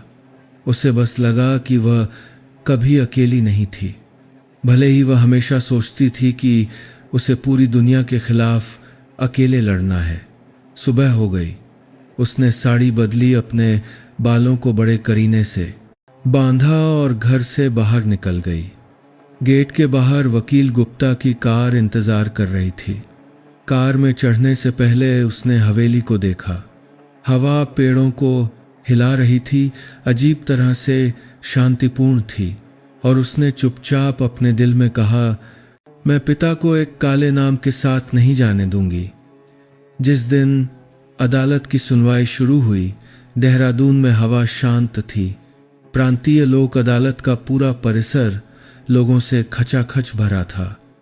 मीडिया पहले कभी इतनी बड़ी संख्या में नहीं आया था। जनता पहले से ही फुसफुसा रही थी, लेकिन किसी ने भी यह अनुमान नहीं लगाया था कि एक उम्र के अंतर वाली शादी का मामला 30 साल पुराने एक मामले की ऐतिहासिक सुनवाई को जन्म देगा, जो बंद माना जाता था। अदालत कक्ष में श्री राठौर प्रतिवादी की सीट पर बैठे थे। उन्होंने एक सफ़ेद शर्ट पहनी थी। उनके बाल सफ़ेद और पतले थे, लेकिन उन्होंने अजीब तरह से शांति बनाए रखी थी। उनकी आंखें न तो बच रही थीं और न ही विरोध कर रही थीं, जैसे कि उन्होंने हर परिणाम स्वीकार कर लिया हो। दर्शक दीर्घा में प्रिया चुपचाप देख रही थी। वकील गुप्ता ने अपने सामने एक मोटी फाइल रखी, जिसमें नए दस्तावेजों का एक सेट था, जिसमें नकली हस्ताक्षरों के साथ आंतरिक बैठक के मिनटों की एक फोटोकॉपी, जबरदस्ती की बातचीत की एक ऑडियो रिकॉर्डिंग और प्रिया की मां का एक हस्तलिखित पत्र था। सुनवाई शुरू हुई। अभियोजक ने अभियोग या मां का मैन कर है पढ़ा। प्रतिवादी विक्रम सिंह राठौर पर त्रिलोकपुरी मामले में अनियमितताओं में शामिल होने का संदेह है। विशेष रूप से 1995 में कई परियोजना हस्तांतरण फाइलों को अवैध रूप से मंजूरी देना, जिससे उस समय सरकारी खजाने को नुकसान हुआ। श्री राठौर चुप रहे। कोई खंडन नहीं, कोई बहस नहीं। केवल जब पूछा गया कि क्या प्रतिवादी के पास कोई आपत्ति है, तो उन्होंने बस कहा, मैं जिम्मेदारी लेने के लिए तैयार हूं। अगर मैंने जो किया उससे न्याय को नुकसान पहुंचा है, लेकिन कृपया अदालत मेरे वकील को सच्चाई पेश करने की अनुमति दे, ताकि मैं इस दुनिया को अलविदा कहने से पहले एक बार फिर बदनाम न हूं। अदालत ने अनुमति दी। वकील गुप्ता उठे। उनकी आवाज़ स्पष्ट, गहरी, हर शब्द लोगों के दिलों पर चोट कर रहा था। आज हम माफ़ी मांगने नहीं आए हैं, बल्कि सच्चाई को बहाल करने आए हैं। प्रतिवादी ने 1995 में फाइल पर हस्ताक्षर करने से इनकार कर दिया था, लेकिन बाद में उन्हें मजबूर किया गया, अलग थलग कर दिया गया और उन लोगों के लिए एक राजनीतिक बलि का बकरा बन गए जो सत्ता और धोखे से ऊपर चढ़ गए थे। यह श्री राठौर और पूर्व प्रांतीय उपाध्यक्ष संजय वर्मा के बीच बातचीत की एक ऑडियो रिकॉर्डिंग है। यह रासायनिक स्याही हटाने वाले से पता चला नकली हस्ताक्षर की एक फोटोकॉपी है। यह सबसे महत्वपूर्ण गवाह का हस्तलिखित पत्र है। उस व्यक्ति की पत्नी जिसने श्री राठौर को उस वर्ष कागजात पर हस्ताक्षर करने के लिए मजबूर किया था, अब दर्शक दीर्घा में खड़ी लड़की की मां है। अदालत ने सत्यापन का अनुरोध किया। ऑडियो टेप सार्वजनिक रूप से बजाया गया। ध्वनि पूरे अदालत कक्ष में गूंज उठी। अगर तुम हस्ताक्षर नहीं करोगे तो तुम्हारी कंपनी को भी हस्तांतरित कर देना चाहिए। तुम्हारी लड़की का घास का काम किया। हस्ताक्षर अब एक व्यक्तिगत राय नहीं है, बल्कि एक राजनीतिक जिम्मेदारी है। दर्शकों में फुसफुसाहट शुरू हो गई। कुछ पत्रकारों ने तेजी से अपने लैपटॉप पर टाइप करना शुरू कर दिया। जब बोलने के लिए आमंत्रित किया गया तो प्रिया उठी। मेरा नाम प्रिया शर्मा है। मैं प्रथम वर्ष की छात्रा हूँ। विवाह पंजीकरण प्रमाण पत्र के अनुसार श्री विक्रम सिंह राठौर की कानूनी बेटी और रक्त संबंध के अनुसार उनकी जैविक बेटी। पूरा अदालत कक्ष स्तब्ध रह गया। पीठासीन न्यायाधीश ने भौहें सिकोड़ी। प्रिया ने किसी की अनुमति का इंतजार नहीं किया। उसने बोलना जारी रखा। उसकी आवाज कांप नहीं रही थी। मैं कभी वह लड़की थी जिसे इंटरनेट पर अपमानित किया गया था, जिसे सोने की खान खोदने वाली, पैसे की भूखी संपत्ति धोने वाली मोहरा माना जाता था। लेकिन आज मैं यहाँ अपनी सफाई देने के लिए नहीं, बल्कि उस एकमात्र पिता की रक्षा करने के लिए खड़ी हूँ जिसने मुझे कभी चोट नहीं पहुंचाई। वह व्यक्ति जिसने अपने पूरे जीवन में कभी प्रसिद्धि या लाभ की तलाश नहीं की, लेकिन दूसरों की गलतियों को छिपाने के लिए अन्याय का बोझ उठाना पड़ा, जिसमें मेरे पत्रा जाना की बड़ी हिरासा करता है, जिसने मेरे पालक पिता भी शामिल हैं। सन्नाटा छा गया। प्रिया ने अपनी माँ का पत्र निकाला और जूरी को सौंप दिया। यह सरिता श्री वर्मा की पूर्व पत्नी का एक बयान है, जिसमें स्वीकार किया गया है कि उनके पति ने श्री राठौर को गलत फाइल पर हस्ताक्षर करने के लिए मजबूर किया था। मेरी माँ चुप रही, लेकिन आज मैं उनके लिए बोल रही हूँ। वकील गुप्ता ने निष्कर्ष निकाला। हम जूरी से अनुरोध करते हैं कि प्रशासनिक कदाचार के आरोपों को खारिज करें, श्री विक्रम सिंह राठौर के सम्मान को बहाल करें और उन व्यक्तियों की फिर से जांच शुरू करें जिन्हें पिछले 30 वर्षों से बचाया गया है। सुनवाई स्थगित कर दी गई। श्री राठौर को फाइल की जांच के परिणाम की प्रतीक्षा करते हुए हवेली लौटने की अनुमति दी गई। रास्ते में प्रिया ने उनका हाथ पकड़ा और फुसफुसाया, मुझे खेद है कि मुझे आपको इस तरह बुलाने में इतनी देर हो गई। श्री राठौर ने बस सिर हिलाया, कुछ नहीं कहा। उस रात उन्हें बहुत थकान महसूस हुई। डॉक्टर आए, उनका रक्तचाप बहुत गिर गया, लेकिन उन्होंने अस्पताल में भर्ती होने से इनकार कर दिया। मुझे घर पर रहने दो, बस मैंने आज के दिन का इंतजार किया है। अगली सुबह समाचार पत्रों ने एक साथ रिपोर्ट दी कि अदालत ने त्रिलोकपुरी मामले को अस्थायी रूप से निलंबित कर दिया है। एक नई जांच दिशा खोली है और उच्च पदों पर आसीन पूर्व अधिकारियों की जिम्मेदारी का पीछा किया है। 30 साल तक कानून तोड़ने का आरोप झेलने के बाद श्री राठौर का सम्मान बहाल हो गया। जिस लड़की को कभी शादी के जरिए अपनी जिंदगी बदलने वाली कहा जाता था, उसने वह कर दिखाया जिसकी समाज ने कभी उम्मीद नहीं की थी। लेकिन जब प्रिया वह खबर कमरे में लाई तो श्री राठौर शांति से सो चुके थे। उनका चेहरा शांत था, जैसे किसी ने जीवन भर का बोझ उतार दिया हो। उस सुबह आकाश दुर्लभ रूप से नीला था। प्रिया जल्दी उठी। त्रिलोकपुरी मामले को निलंबित करने और नए सबूतों की पुष्टि के बाद श्री राठौर को सभी गलत आरोपों से बरी करने वाली खबर को सावधानी से मोड़ा। वह इसे कमरे में ले जाकर उन्हें पढ़कर सुनाने वाली थी, लेकिन जब उसने कमरे का दरवाज़ा खोला तो उसने उन्हें अपनी तरफ लेटे हुए देखा। उनका चेहरा इतना शांत था जैसे वह सो रहे हों। उसने धीरे से पुकारा, अंकल नाश्ते के लिए उठिए। कोई जवाब नहीं आया। उनका हाथ ठंडा था। उनकी छाती पर अभी भी उसकी माँ का छोड़ा हुआ पत्र था। उन्होंने इसे अपने जीवन के अंतिम दिनों में एक खजाने की तरह अपने पास रखा। प्रिया बिस्तर के पास गिर पड़ी। चिल्लाई नहीं, रोई नहीं, बस आंसू एक एक करके बहते रहे, धीरे धीरे लेकिन दिल दहला देने वाले।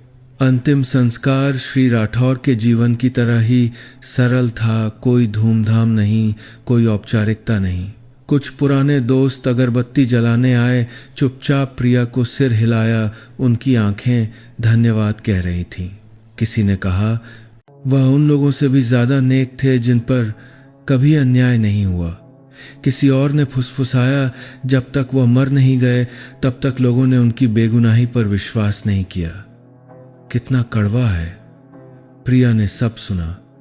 कोई प्रतिक्रिया नहीं दी।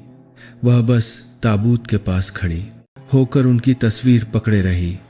यह तस्वीर 30 साल पहले ली गई थी, जब वह अभी भी एक निदेशक थे। एक सौम्य मुस्कान और हमेशा सीधी देखने वाली आंखें। अंतिम संस्कार के एक हफ्ते बाद प्रिया स्कूल लौट आई। वह किसी भी अन्य छात्र की तरह लेक्चर हॉल में दाखिल हुई, लेकिन इस बार किसी ने फुसफुसाया नहीं, किसी ने मजाक नहीं उड़ाया, किसी ने स्वेच्छा से उसे नमस्ते कहा। एक दोस्त जो कभी उसकी पीठ पीछे हंसता था, अब झिकते हुए संदेश भेजा, मुझे खेद है, मैंने भी उन बुरी बातों पर विश्वास किया था। अब मैं समझ गया हूं, हम सबसे ज्यादा बहादुर हो। प्रिया ने सभी का जवाब नहीं दिया।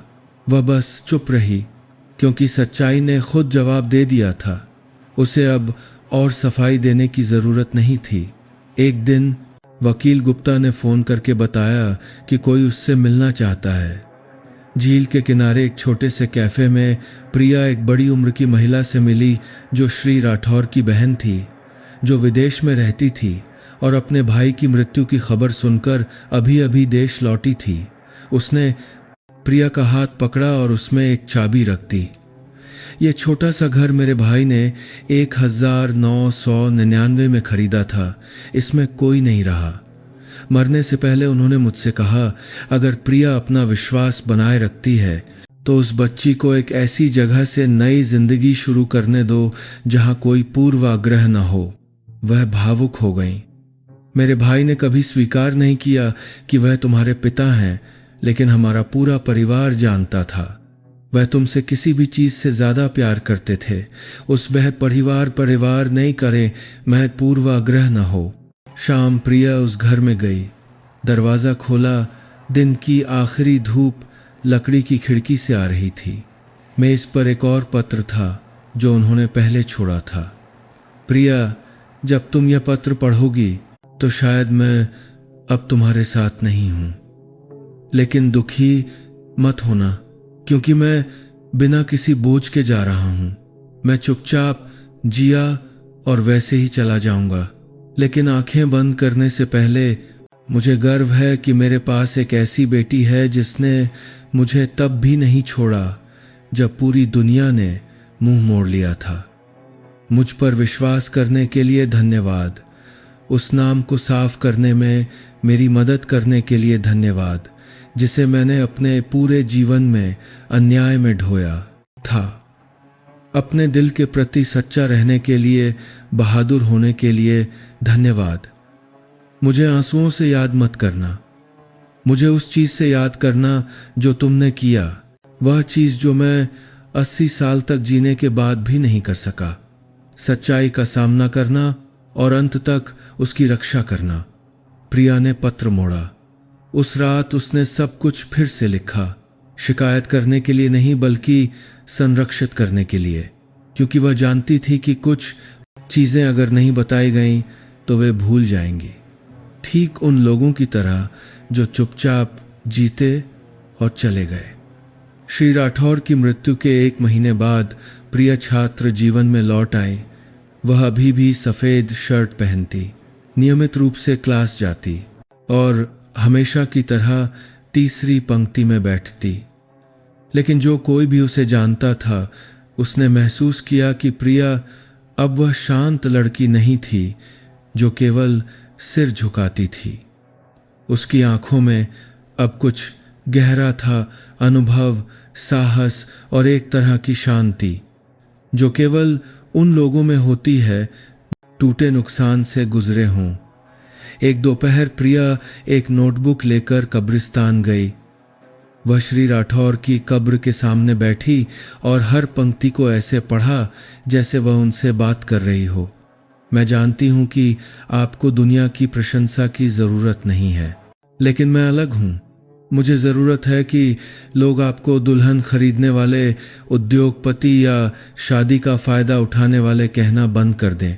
मुझे जरूरत है कि वे याद रखें कि आप वह व्यक्ति थे जिसने अंतरात्मा को बनाए रखने के लिए सत्ता को अस्वीकार कर दिया और दूसरों की रक्षा के लिए चुप रहना चुना। हल्की हवा चली, ऊपर से पत्ते गिरे। विक्रम सिंह राठौर के नाम की कब्र पर पड़े जन्म 1945। वह व्यक्ति जिसने अंत तक नेक जीवन जीना चुना। उसने धीरे से धूल साफ की और जारी रखा, आप जानते हैं, स्कूल मेरे लिए एक दृढ़ छात्रवृत्ति पर विचार कर रहा है। पहली बार लोगों ने मेरा नाम सम्मान बोर्ड पर बिना किसी प्रश्न चिन्ह के लिखा। क्या वह लड़की वास्तव में इसके लायक है? वह मुस्कुराए, एक मुस्कान जो न तो कड़वी थी और न ही दर्दनाक, बस एक मुस्कान जो तूफान से गुजरी थी। प्रिया ने सामाजिक गतिविधियों में भाग लेना शुरू कर दिया। उसने एक बाल और कानूनी सत्य परियोजना के लिए एक सहयोगी के रूप में काम किया, जिसे लॉ स्कूल द्वारा आयोजित किया गया था, जो अन्याय के मामलों, विरासत प्रक्रियाओं में फंसे अनाथ बच्चों और उन परिवारों की मदद करता था जो अपने प्रियजनों के सम्मान की रक्षा करना नहीं जानते थे। एक दिन एक दोस्त ने पूछा, प्रिया, तुम साहित्य पढ़ती हो तो तुमने कानूनी फाइलों के साथ काम करना क्यों चुना? उसने बस जवाब दिया, क्योंकि कुछ कहानियां हैं, अगर मैं उन्हें फिर से नहीं बताती तो वे जीवन भर गलत तरीके से बताई जाएंगी।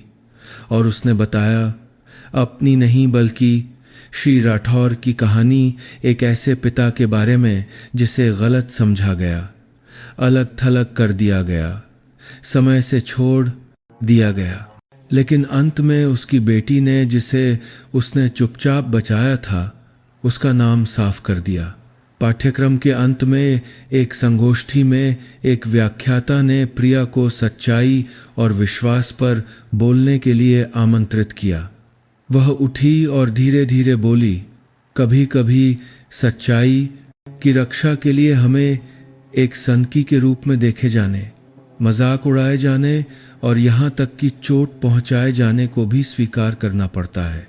लेकिन अगर एक दिन हम आसान जीवन जीने के लिए चुप हो जाते हैं तो हम न्याय की हत्या में भी योगदान दे रहे हैं, जो पहले से ही बहुत नाजुक है। पूरा लेक्चर हॉल चुप हो गया और फिर तालियों की गड़गड़ाहट गूंज उठी। इसलिए नहीं कि उसने अच्छा बोला, बल्कि इसलिए कि हर कोई महसूस कर सकता था कि वह जो कह रही थी उसे जी रही थी। उस रात प्रिया ने अपनी डायरी में अंतिम पंक्ति लिखी, मैं कभी गपशप की छाया थी, अब मैं एक छोटी सी रोशनी हूँ, लेकिन सच्चाई के एक हिस्से को रोशन करने के लिए पर्याप्त हूँ। मैं जी रही हूँ ताकि आपको कोई पछतावा न हो। और उसने नोटबुक बंद कर दी, मोमबत्ती बुझा दी। बाहर दिल्ली में शरद ऋतु की शुरुआत हो रही थी। हल्की और साफ श्री राठौर की पुरानी तस्वीर में उनकी मुस्कान की तरह। जब भी वह उन्हें याद करती, श्री राठौर के अंतिम संस्कार के लगभग 2 महीने बाद सरिता ने पहली बार उस हवेली में कदम रखा जहां वह रहते थे। घर हर दिन की तरह शांत था। केवल अंतर यह था कि अब दूसरी मंजिल की खिड़की के पास किताबें पढ़ने वाला आदमी गायब था। प्रिया ने गेट खोला, अपनी माँ को अंदर ले गई। उन्होंने पूरे रास्ते कुछ नहीं कहा। उनकी आंखें बस दूर तक देख रही थीं, जैसे कि 3 दशकों से छिपी यादों को खंगाल रही हों। प्रिया अपनी माँ को श्री राठौर के कार्यालय में ले गई। मेज पर उनकी जवानी की एक तस्वीर थी, एक दृढ़ लेकिन शांत अभिव्यक्ति। तस्वीर के नीचे एक पुरानी घड़ी थी, पहला उपहार जो उन्होंने सरिता को दिया था जब वे दोनों छात्र थे। वह सुन्न हो गईं। थोड़ी देर बाद उन्होंने कांपते हुए अपना हाथ मेज पर रखा, जहां अभी भी श्री राठौर द्वारा इस्तेमाल किए जाने वाले कलम का निशान था। उन्होंने यह घड़ी अभी भी रखी है। प्रिया ने सिर हिलाया और आपने जो पत्र लिखा था वह अभी भी उनकी जेब में था। अंतिम क्षण तक सरिता परिचित कुर्सी पर बैठ गईं। उनकी आंखें नम थीं। पहली बार प्रिया ने अपनी मां को अपनी सामान्य कठोर उपस्थिति के बिना देखा। वह एक अनुभवी, बलिदान करने वाली, चुप रहने वाली महिला अब उस आदमी का सामना कर रही थी जिसने उसके लिए अपना जीवन जिया था बिना कुछ मांगे। मैं उनकी एक माफी की प्रिया हूं। प्रिया उसके बगल में बैठ गई। मुझे लगता है कि उन्हें आपकी माफी की जरूरत नहीं है। उन्हें बस आपसे एक बात स्वीकार करने की जरूरत है कि आपने उनसे सच्चा प्यार किया था। वह रो पड़ी अब और नहीं रोक सकी। मैंने प्यार किया, बहुत प्यार किया, लेकिन मैंने गलत चुना। मैंने एक प्रतिष्ठित व्यक्ति को चुना, क्योंकि उस समय मैंने सोचा था कि इससे तुम्हें एक बेहतर भविष्य मिलेगा। लेकिन पिछले 30 वर्षों में हर बार जब तुम बीमार पड़ी, हर बार जब परिवार को कमी हुई, तो वह हमेशा मेरे पीछे खड़ा रहा और मैंने कभी धन्यवाद नहीं कहा। प्रिया ने अपनी माँ का हाथ पकड़ा, जो वर्षों पश्चाताप और एक अधूरे घर को बनाए रखने के लिए एक वैध प्रेम को दफनाने के कारण मोटा हो गया था। थोड़ी देर बाद सरिता ने दूसरी मंजिल पर श्री राठौर के पूर्व कमरे में अकेले जाने की अनुमति मांगी। प्रिया उसके पीछे नहीं गई। उसने अपनी माँ को खुद जाने दिया, क्योंकि वह समझती थी कुछ बातचीत केवल जीवित और मृत के बीच मौन में होनी चाहिए। कमरे में सरिता ने चारों ओर देखा। किताबों की अलमारी अभी भी वहीं थी। बिस्तर अभी भी बड़े करीने से बना हुआ था। मेज पर एक नोटबुक थी जिसमें एक डायरी थी जिसे भेजा नहीं गया था, बस याद रखने के लिए। उसने पहला पन्ना खोला और श्री राठौर के शब्द देखे। जिस दिन प्रिया को पता चला कि मैं उसका पिता हूं, मुझे उम्मीद नहीं है कि वह मुझे एक पिता की तरह प्यार करेगी। मुझे बस उम्मीद है कि वह मुझसे नफरत नहीं करेगी, क्योंकि मैंने उसकी रक्षा के लिए सीमा पार कर दी थी। अगला पन्ना, जिस दिन सरिता ने घर छोड़ा, मैं कार के पीछे खड़ा था। मैंने उसे नहीं बुलाया, इसलिए नहीं कि मैं उसे रोकना नहीं चाहता था, बल्कि इसीलिए कि मैं जानता था कि वह आदमी उसे मुझसे ज्यादा दे सकता है। एक चीज को छोड़कर, सुरक्षा। आखिरी पन्ना अगर अगला जन्म होता है तो मैं सरिता से फिर से मिलने की उम्मीद नहीं करता, क्योंकि मैं बस चाहता हूं कि वह खुश रहे, भले ही उसे मुझसे दूर रहना पड़े। सरिता ने नोटबुक को गले लगा लिया। आंसू कागज पर गिरकर उसे भिगो रहे थे। जब वह नीचे आई तो शाम की धूप खिड़की से आ रही थी। उसने प्रिया को देखा। उसकी आवाज़ गहरी लेकिन स्पष्ट थी। बेटी, मैं तुमसे एक माफ़ी मांगती हूँ, और मैं जानती हूँ तुम वह जीवन जी रही हो जिसे मुझे शुरू से ही साहसपूर्वक जीना चाहिए था, लेकिन अब से मैं और नहीं भागूंगी। प्रिया मुस्कुराई और अपनी माँ का हाथ पकड़ा। वह माफ़ कर देंगे क्योंकि उन्होंने कभी आपको दोष नहीं दिया। माँ और बेटी एक साथ हवेली से बाहर निकलीं। मुड़ते समय सरिता ने धीरे से अपने हाथ जोड़े और सिर झुकाया। राठौर, मैं जानती हूँ कि आप सुन रहे हैं। मुझे और हमारे बच्चे को जीवन भर प्यार करने के लिए धन्यवाद। सितंबर में विश्वविद्यालय ने युवाओं में सच्चाई और साहस नामक एक संगोष्ठी का आयोजन किया। विशेष अतिथि के रूप में प्रिया थी। वह प्रथम वर्ष की छात्रा जिसने एक विवादास्पद शादी से पूरे समाज को हिला दिया था, लेकिन बाद में 3 दशकों से दबे एक मामले को उजागर करने में मदद की थी। हॉल खचाखच भरा था। कई लोग जिज्ञासा से आए थे, लेकिन कई लोग वास्तव में यह समझने के लिए आए थे कि एक 20 साल से कम उम्र की लड़की को वह काम करने के लिए क्या प्रेरित किया जिससे वयस्क जीवन भर बचते रहे। प्रिया ने एक सफ़ेद साड़ी पहनी थी। उसके बाल हल्के से बंधे हुए थे। वह मंच पर एक मजबूत रवैये के साथ नहीं, बल्कि उस व्यक्ति की शांति के साथ आई थी जो चोट और क्षमा दोनों से गुजरा हो। प्रस्तुतकर्ता ने पूछा, सब कुछ के बाद आप खुद को कौन मानती हैं? प्रिया मुस्कुराई और सरलता से जवाब दिया, मैं सिर्फ एक व्यक्ति हूं जिसे गलत समझा गया था, लेकिन आक्रोश के बजाय मैंने विश्वास और कृतज्ञता को बनाए रखना चुना। किसके प्रति कृतज्ञ? उस व्यक्ति के प्रति जिसने मुझे नेक बनना सिखाया, भले ही मेरे साथ अन्यायपूर्ण व्यवहार किया गया हो। किसी ने कुछ नहीं कहा, लेकिन उन छात्रों से तालियों की गड़गड़ाहट गूंज उठी जो कभी उसकी बेगुनाही पर विश्वास नहीं करते थे। संगोष्ठी के बाद एक माँ अपने छोटे बच्चे को लेकर प्रिया के पास आई। उसकी आंखों में आंसू थे। धन्यवाद बेटी, तुम्हारी वजह से मैंने अपने पति के लिए अपील लिखने का साहस किया जो मेरे गांव में एक भूमि मामले में गलत तरीके से कैद हैं। पहले मैं डरती थी, मैं चुप रहती थी, लेकिन जब मैंने तुम्हें पूरे समाज के बीच बिना पीछे हटे खड़े देखा तो मैंने सोचा कि मैं हमेशा एक मूक व्यक्ति की तरह नहीं जी सकती। प्रिया ने बस धीरे से उसका हाथ पकड़ा। कोई दिखावटी शब्द नहीं। एक कानून का छात्र भी पास आया और पूछा, क्या आप वकील बनने के बारे में सोचती हैं? उसने सिर हिलाया। मैं एक कहानीकार बनूंगी, क्योंकि कुछ सच्चाइयां हैं, अगर कोई उन्हें सही तरीके से नहीं बताता है तो वे जीवन भर गलत तरीके से बताई जाएंगी। उस संगोष्ठी के बाद प्रिया को कई छात्र मंचों, कानूनी कार्यशालाओं और सामुदायिक सहायता समूहों में अपने अनुभव साझा करने के लिए आमंत्रित किया गया। इसलिए नहीं कि वह प्रसिद्ध थी, बल्कि इसलिए कि उसकी कहानी सच्ची थी। उसमें दर्द था और पूर्वाग्रह को दूर करने की शक्ति थी। उसने एक लेख श्रृंखला शुरू की। मुझे कभी एक भावनात्मक व्यापारी के रूप में देखा जाता था, और यह है कि मैं कैसे बची। नेकी की कभी कभी कीमत चुकानी पड़ती है, लेकिन इस वजह से रुकना नहीं। लेख वायरल हो गए। लोग प्रिया को अब 80 वर्षीय उद्योगपति की युवा पत्नी के रूप में नहीं, बल्कि उस लड़की के रूप में याद करने लगे जिसने पुरानी फाइलों और सामाजिक पूर्वाग्रहों के ढेर के नीचे दबे एक नाम को साफ करने में मदद की। एक दिन प्रिया को एक विशेष ईमेल मिला।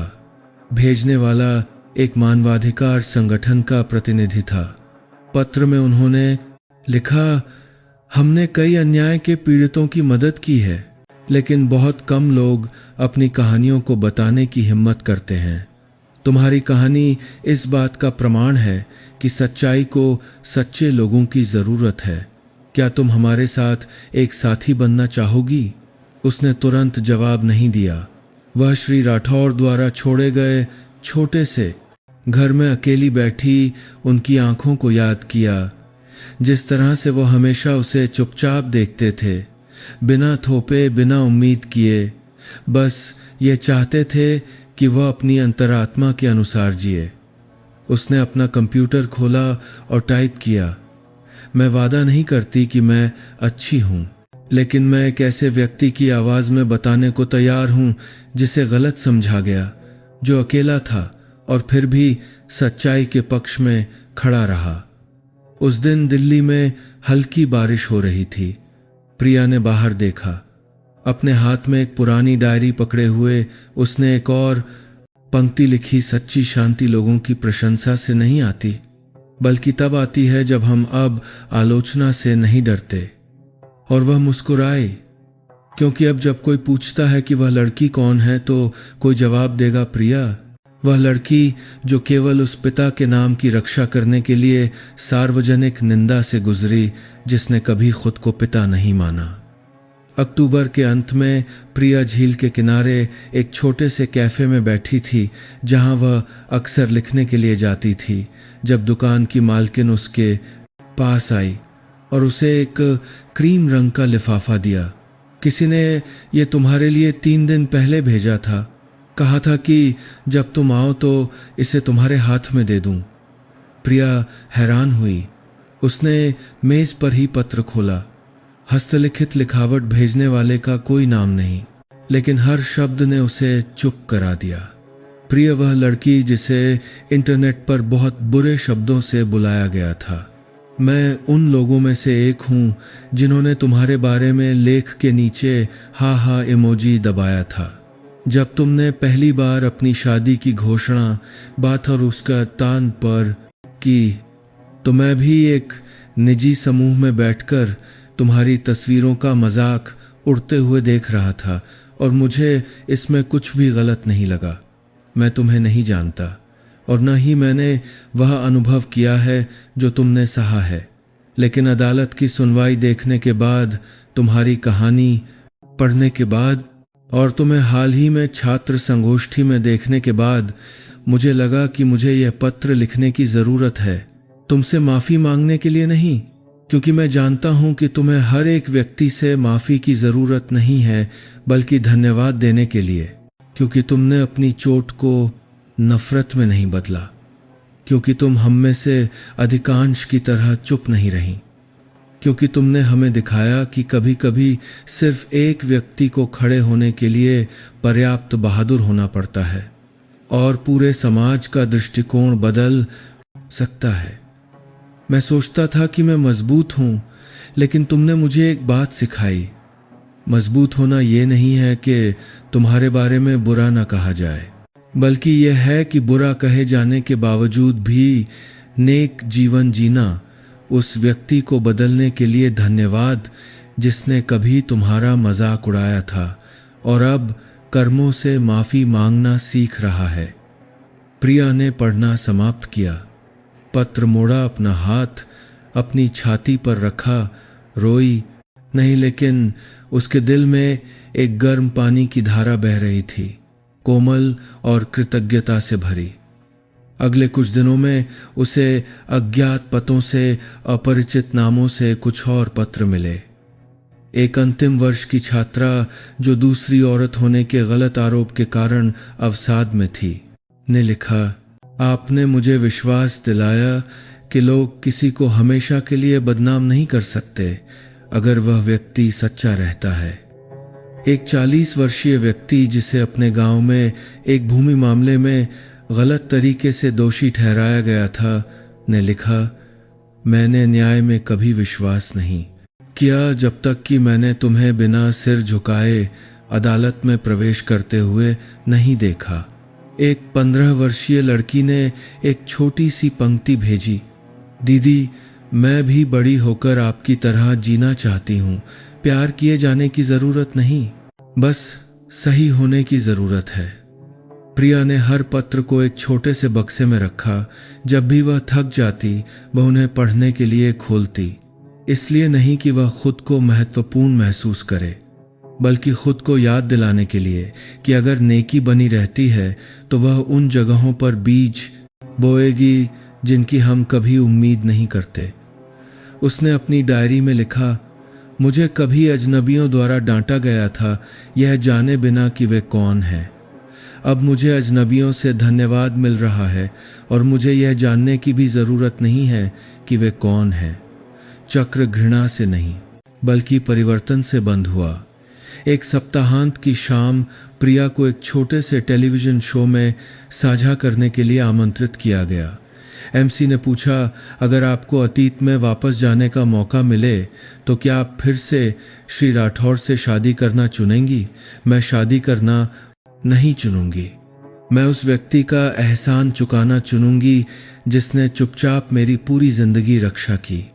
मैं उस व्यक्ति के लिए सच्चाई वापस लाना चुनूंगी जिस पर अन्याय हुआ था, और अगर मुझे उस रास्ते पर फिर से चलना पड़ा तो मैं फिर भी चलूंगी। केवल अंतर यह होगा कि इस बार मैं अपना सिर ऊंचा करके चलूंगी। पूरा स्टूडियो तालियों से गूंज उठा, लेकिन प्रिया बस मुस्कुराई, क्योंकि उसके लिए वह तालियां एक पीड़ित के लिए नहीं बल्कि एक ऐसे व्यक्ति के लिए थीं जो सार्वजनिक निंदा के तूफान के बीच खड़ा हुआ था और फिर भी सच्चा रहना चुना था। साल के अंत में एक दोपहर जब वह दान के लिए किताबें इकट्ठा करने के लिए श्री राठौर के कार्यालय को साफ कर रही थी तो प्रिया को दराज के नीचे गहराई में छिपा एक छोटा सा लकड़ी का बक्सा मिला जो बाकी सामान से अलग था। इस बक्से में एक ताला था, एक पुराना संयोजन ताला। उसने अपने दिमाग में आने वाले पहले 3 नंबरों की कोशिश की। उसकी जन्मतिथि 1204। क्लिक, ये खुल गया। अंदर एक चमड़े की जिल्द वाली नोटबुक थी जिसके कोने घिसे हुए थे, जिसका शीर्षक फीकी स्याही से लिखा गया था, मैं और वह बच्ची एक अनाम पिता के नोट्स। प्रिया एक पल के लिए सुन्न बैठी रही, फिर उसने पहला पन्ना पलटा। मई 2005 मैंने पहली बार उस बच्ची को देखा। उस दिन सरिता उसे जिला बाजार ले गई थी। वह मेरी कल्पना से ज्यादा पतली थी। बच्ची अपनी माँ के कंधे पर सो रही थी। लाल गाल, घुंघराले बाल, छोटे हाथ और पैर, लेकिन उसकी भौहें अजीब तरह से मेरी तरह थीं। मैं 3 स्टॉल दूर एक सब्जी की दुकान के पीछे खड़ा था। पास जाने की हिम्मत नहीं हुई। कोई नहीं जानता था कि मैं वहां 1 घंटे से ज्यादा समय तक सिर्फ उस बच्ची को सोते हुए देखने के लिए खड़ा था। अक्टूबर 2010 बच्ची ने पहली कक्षा में प्रवेश किया। मैंने एक परिचित को उसकी मां के लिए एक लाल स्कूल बैग लाने के लिए भेजा। उसने मना कर दिया। मैं समझ गया कोई दोष नहीं, लेकिन मैंने देखा कि बच्ची अगले दिन वही बैग पहनकर स्कूल गई थी। मुझे नहीं पता कि यह एक संयोग था या उसकी मां ने अपना मन बदल लिया था। मैं बस इतना जानता हूं कि मैं यह सुनिश्चित करने के लिए लगभग 3 दिनों तक प्राथमिक विद्यालय के गेट पर खड़ा रहा कि बच्ची नियमित रूप से स्कूल जा रही है। अगस्त 2018 की कुछ का सकास करेंगे। बच्ची को विश्वविद्यालय में प्रवेश का पत्र मिला। मुझे एक परिचित से खबर मिली जो एक डाकिया था। बच्ची ने शिक्षक प्रशिक्षण स्कूल में उच्च अंकों के साथ प्रवेश किया। मैं रोया, सच में रोया। गर्व से नहीं, बल्कि यह जानकर कि अब से बच्ची दिल्ली में अकेली होगी और मैं केवल और भी चुपचाप रह सकता था। नवंबर 2021 मैंने पहली बार उस बच्ची को एक पत्र लिखा। मैंने अपना नाम नहीं लिखा, कोई पता नहीं लिखा, बस लिखा कि अगर तुम्हें मदद की ज़रूरत हो तो संपर्क करने में संकोच न करना। मैंने सोचा कि बच्ची उसे फेंक देगी, लेकिन 1 हफ्ते बाद किसी ने मुझे एक ऊनी दुपट्टा वापस भेजा जो उसने खुद बुना था। साथ में एक कागज़ का टुकड़ा था जिस पर लिखा था, धन्यवाद अंकल, मैं अभी भी ठीक हूँ, लेकिन मैं ये गर्मी स्वीकार करती हूँ। मैंने उस दुपट्टे को अपनी दराज में रखा है। हर सर्दियों में मैं उसे देखने के लिए निकालता हूँ। इस्तेमाल नहीं किया क्योंकि मुझे डर था कि मैं उस एकमात्र चीज को खराब कर दूंगा जो बच्ची ने मुझे भेजी थी, आखिरी पन्ने पर। प्रिया ने जल्दी में लिखी एक पंक्ति देखी, जैसे कि यह उसके जीवन के अंतिम दिनों में लिखी गई हो। मैं एक सच्चा पिता नहीं हूं। मैंने कभी अपनी बेटी को चलना नहीं सिखाया, कभी उसे स्कूल नहीं ले गया, कभी उसे अपनी बाहों में नहीं लिया, लेकिन मैंने उसके हर कदम, हर नज़र, हर छोटी सफलता को एक ऐसे पिता की तरह देखा है जो चुपचाप अपना जीवन जी रहा है। मुझे उम्मीद नहीं है कि वह मुझे पिता कहेगी। मुझे बस उम्मीद है कि जब मैं नहीं रहूँगा तो वह जानेगी कि इस दुनिया में एक ऐसा आदमी था जो उस बच्चे से ज़्यादा किसी से प्यार नहीं करता था। प्रिया ने नोटबुक बंद कर दी, अपना हाथ कवर पर रखा। बाहर दिल्ली में अंधेरा हो रहा था, लेकिन उसका दिल गर्म, पूरा चमक रहा था। उसने फुसफुसाया जैसे वह उन पंक्तियों का जवाब दे रही हो। आपको मुझे पिता कहने की ज़रूरत नहीं थी, लेकिन मैं जानती हूँ कि इस जीवन भर मेरे पास किसी भी अन्य से ज़्यादा एक सच्चा पिता था।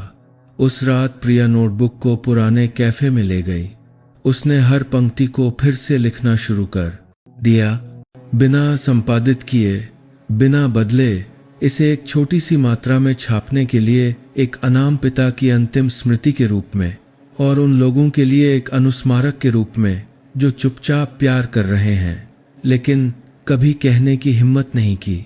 उसने पुस्तक का शीर्षक रखा, एक पिता, दो जीवन और एक अनकहा प्यार। उस छोटी सी किताब की शुरुआत में प्रिया ने केवल 100 प्रतियां छापीं, जिसका शीर्षक था एक पिता, दो जीवन और एक अनकहा प्यार।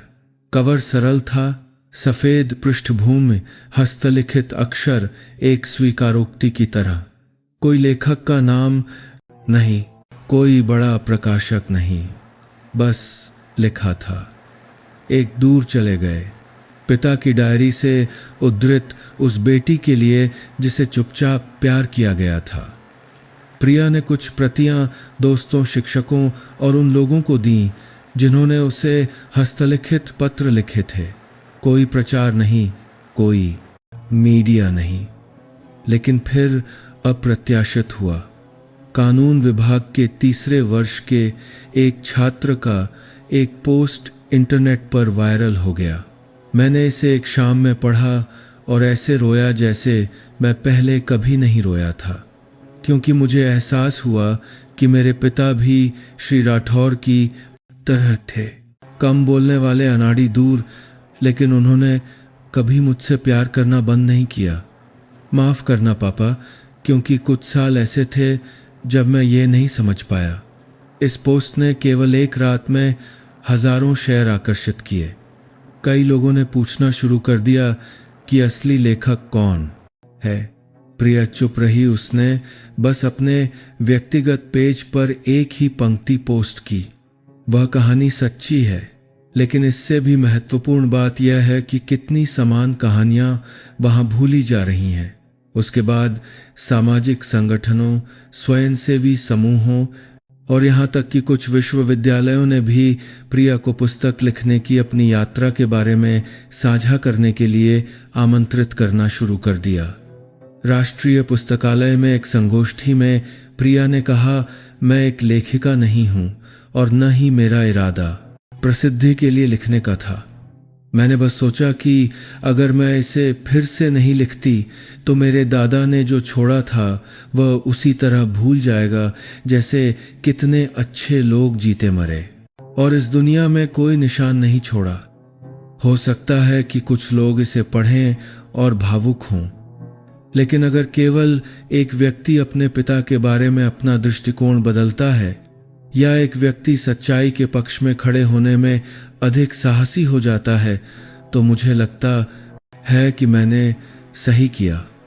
एक छोटे प्रकाशक ने बाद में स्वेच्छा से संपर्क किया, पुस्तक को बड़ी मात्रा में फिर से प्रकाशित करने का प्रस्ताव दिया।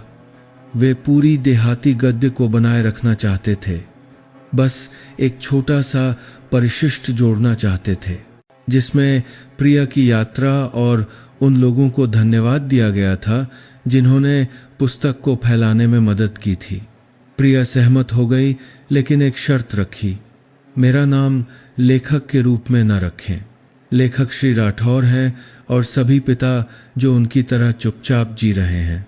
पुस्तक को आधिकारिक तौर पर एक नए शीर्षक के साथ जारी किया गया था, एक ऐसे पिता से जो कभी बुलाया नहीं गया, मेरे बच्चे को। यह तुरंत उस वर्ष की शीर्ष 5 सबसे ज्यादा बिकने वाली प्रेरक पुस्तकों में से एक बन गई। विज्ञापन के कारण नहीं, बल्कि इसलिए कि पाठकों ने इसे एक दूसरे को दिया, एक दूसरे को पढ़ने के लिए कहा। एक दिन प्रिया को मध्य भारत की एक लड़की का एक पत्र मिला। मेरी माँ ने मुझे गर्भावस्था के दौरान छोड़ने का इरादा किया था क्योंकि परिवार ने उसे अस्वीकार कर दिया था, लेकिन जब उसने आपकी लिखी किताब पढ़ी तो माँ ने कहा, अगर श्री राठौर को मान्यता न मिलने पर भी बच्चे को रखने की हिम्मत थी तो मुझे तुम्हें रखना होगा, भले ही मैं अकेली हूँ। आपने न केवल एक पिता के सम्मान को बचाया, बल्कि शायद मेरे जैसे अजन्मे बच्चों को भी बचाया। प्रिया ने चुपचाप पत्र पढ़ा, रोई नहीं, बोली नहीं, बस ये जानती थी कि उसने कुछ ऐसा शुरू किया था जिसकी किसी ने उम्मीद नहीं की थी। उस शाम प्रिया एक पुरस्कार समारोह के मंच पर खड़ी थी जो सकारात्मक योगदान देने वाले युवाओं के लिए था। उसने न तो फूल पकड़े और न ही कोई ट्रॉफी स्वीकार की। उसने बस एक वाक्य कहा, मैं यहाँ सबसे अच्छी नहीं हूँ, लेकिन मैं एक बात निश्चित रूप से जानती हूँ, अगर नेकी को सही तरीके से बताया जाए तो उसमें किसी भी फैसले से ज़्यादा ताकत होती है। पूरा सभागार खड़ा हो गया और तालियां बजाईं और प्रिया बस चुपचाप नीचे उतर गई अपने स्कूल बैग में एक नई पांडुलिपि लेकर। इस बार यह उसकी अपनी कहानी नहीं थी, बल्कि एक लॉटरी टिकट बेचने वाली बूढ़ी औरत की कहानी थी जिसे गलत तरीके से फंसाया गया था, जिसे अभी अभी एक छात्र ने भेजा था। क्योंकि अब प्रिया सिर्फ वह नहीं थी जिसके बारे में बताया जाता था, वह उन लोगों के लिए बताने वाली बन गई थी जिन्हें कोई नहीं सुनता था। एक ऐसे पिता से जो कभी बुलाया नहीं गया। मेरे बच्चे को पुस्तक की अप्रत्याशित सफलता के बाद प्रिया को हर हफ्ते सैकड़ों ईमेल, हस्तलिखित पत्र और संदेश मिलने लगे, जिनमें से अधिकांश सामान्य लोगों से थे, जिनकी कहानियां असामान्य थीं, जिन्हें गलत समझा गया था, अन्याय सहा था या चुप रहे थे, क्योंकि कोई उनकी बातों पर विश्वास नहीं करता था। एक छात्र जिसे धोखाधड़ी के आरोप में स्कूल से निकाल दिया गया था, एक एकल माँ जिसे उसके ससुराल वालों ने बच्चे की कस्टडी से वंचित कर दिया था, एक बूढ़ा रिक्शा चालक जिसे नाम की समानता के कारण गलती से गिरफ्तार कर लिया गया था, और अनगिनत बच्चे जो नहीं जानते थे कि उनके पिता कौन हैं, लेकिन फिर भी उम्मीद करते थे कि उनके पिता ने उन्हें एक बार प्यार किया था। एक रात प्रिया श्री राठौर द्वारा छोड़े गए छोटे से घर की खिड़की के पास बैठी थी। उसके सामने बिना पढ़े पत्रों का एक ढेर था। वह जानती थी कि वह हर व्यक्ति के दर्द को हल नहीं कर सकती, लेकिन वह कर सकती थी जो श्री राठौर ने अपने पूरे जीवन में चुपचाप किया था, सुनना। इसलिए प्रिया ने हमें गलत समझा गया था नामक एक छोटा सा समूह बनाया, जहां कहानियां अखबारों में नहीं छपती थीं, अदालतों में नहीं जाती थीं, लेकिन फिर भी मूल्यवान थीं, क्योंकि वे सच थीं। कोई पैसा नहीं मांगा गया, कोई प्रायोजन नहीं, कोई मीडिया का रंग नहीं, बस छात्रों का एक समूह, कुछ लेखक, एक बूढ़ा वकील जो श्री राठौर के मामले का पालन करता था, और प्रिया नाम की एक लड़की हर हफ्ते एक साथ बैठकर उन कहानियों को पढ़ती, नोट करती और फिर से लिखती थी, जिन्हें कभी सही तरीके से नहीं बताया गया था। वे एक बिना साइन बोर्ड वाले दूसरी मंजिल के कैफे में काम करते थे, जो हमेशा रोशनी से भरा रहता था। एक दिन एक 14 साल का लड़का प्रिया को खोजने आया। उसने एक कच्चा चित्र दिया, दीदी, ये मेरे दादाजी का चित्र है जो मैंने बनाया है। हर कोई कहता है कि वह एक देशद्रोही थे क्योंकि वह जेल गए थे, लेकिन माँ कहती है कि कोई नहीं जानता कि वह गांव के अध्यक्ष की गलतियों का पर्दाफाश करने की हिम्मत करने के कारण जेल गए थे। प्रिया ने पूछा, तुम चाहते हो कि मैं इस चित्र का क्या करूं? लड़के ने जवाब दिया, मुझे नहीं पता। मैंने बस सोचा कि अगर आप लोगों को मेरे दादाजी की कहानी पढ़ने में मदद कर सकती हैं तो शायद उन्हें अब गलत नाम से नहीं बुलाया जाएगा। प्रिया ने लड़के को गले लगा लिया और वह समझ गई कि यही कारण है कि उसे जारी रखना है। केवल 3 महीने के बाद समूह ने 50 से अधिक कहानियों को फिर से लिखा था। उन्होंने एक छोटा ब्लॉग बनाया जहां हर हफ्ते एक कहानी, एक चित्र या यदि उपलब्ध हो तो एक दस्तावेजी तस्वीर के साथ पोस्ट की जाती थी। पाठक बहुत नहीं थे, लेकिन जिन्होंने पढ़ा वे चुप नहीं रह सके। एक शिक्षक ने साझा किया, मैं सोचता था कि मैं छात्रों को समझता हूँ, लेकिन जब मैंने उस लड़के की कहानी पढ़ी जिसे चोरी के लिए स्कूल से निकाल दिया गया था, जबकि उसने वास्तव में केवल अपनी छिपाई हुई नोटबुक वापस ली थी, तो मैं रोया और मैंने अपने छात्रों से अधिक माफ़ी मांगना शुरू कर दिया। एक बूढ़े व्यक्ति ने लिखा, मैं जीवन भर चुप रहा क्योंकि मुझ पर अन्याय हुआ था, लेकिन अब मैं अपनी कहानी फिर से भेज रहा हूँ, सफाई देने के लिए नहीं, बल्कि ताकि मेरे पोते पोतियाँ जान सकें कि उनके दादाजी नेक जीवन जीते थे। परियोजना शोर शराबे से नहीं बल्कि ईमानदार साझाकरण से बढ़ी। प्रत्येक व्यक्ति ने दूसरों को बताया। लोगों ने प्रिया को छोटी सच्चाइयों की संरक्षक कहना शुरू कर दिया। वह बस मुस्कुराई और कहा, कोई भी सच्चाई छोटी नहीं होती अगर वह किसी को जीने में मदद करती है। एक युवा पत्रकार प्रिया का साक्षात्कार करने आया और पूछा, इतने सालों के बाद क्या आप अभी भी गलत समझे जाने से डरती हैं? उसने बिना झिझके जवाब दिया, मुझे गलत समझे जाने से डर नहीं लगता। मुझे बस डर है कि नेक लोगों को किसी के द्वारा सही तरीके से नहीं बताया जाएगा।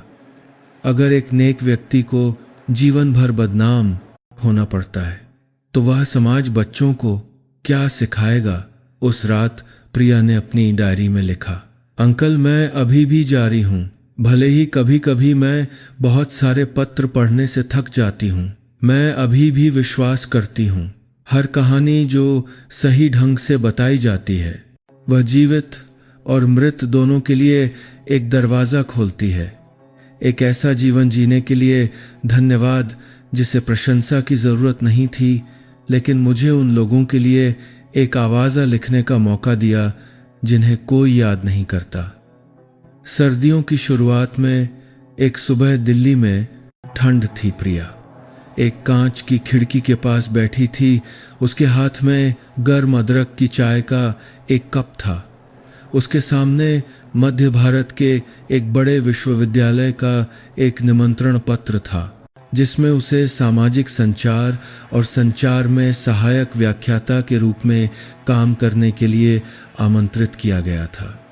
पहले तो प्रिया हंसी, उसने कभी नहीं सोचा था कि वो पढ़ाएगी, लेकिन फिर जब उसने पत्र की अंतिम पंक्ति पढ़ी, हमें एक ऐसे व्यक्ति की ज़रूरत है जो छात्रों को न केवल अच्छा बोलना सिखा सके बल्कि सही बोलने की हिम्मत भी दे सके। वह चुप हो गई और समझ गई।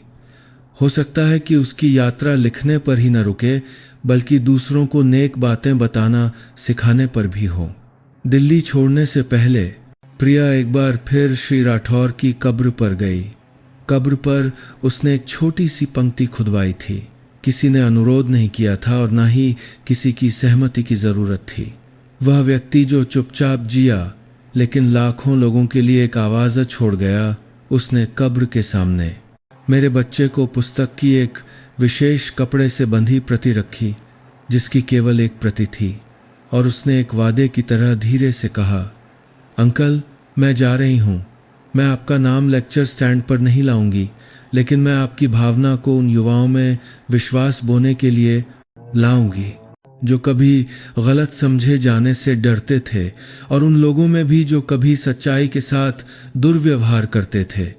3 महीने बाद प्रिया नए स्कूल में बस गई थी। वह पढ़ाते समय खुद को मैम नहीं कहती थी, वह खुद को कहानीकार कहती थी और पहली पर बात कहानीकार कहती थी। कक्षा उसने एक सवाल से शुरू की, क्या आप जानते हैं कि सच्चाई से अक्सर नफरत क्यों की जाती है? क्योंकि ये किसी को खुश नहीं करती। पूरी कक्षा चुप हो गई। फिर प्रिया ने एक बूढ़े आदमी की कहानी सुनाई जो चुपचाप जिया अपने बच्चे से प्यार करता था, लेकिन स्वीकार करने की हिम्मत नहीं करता था।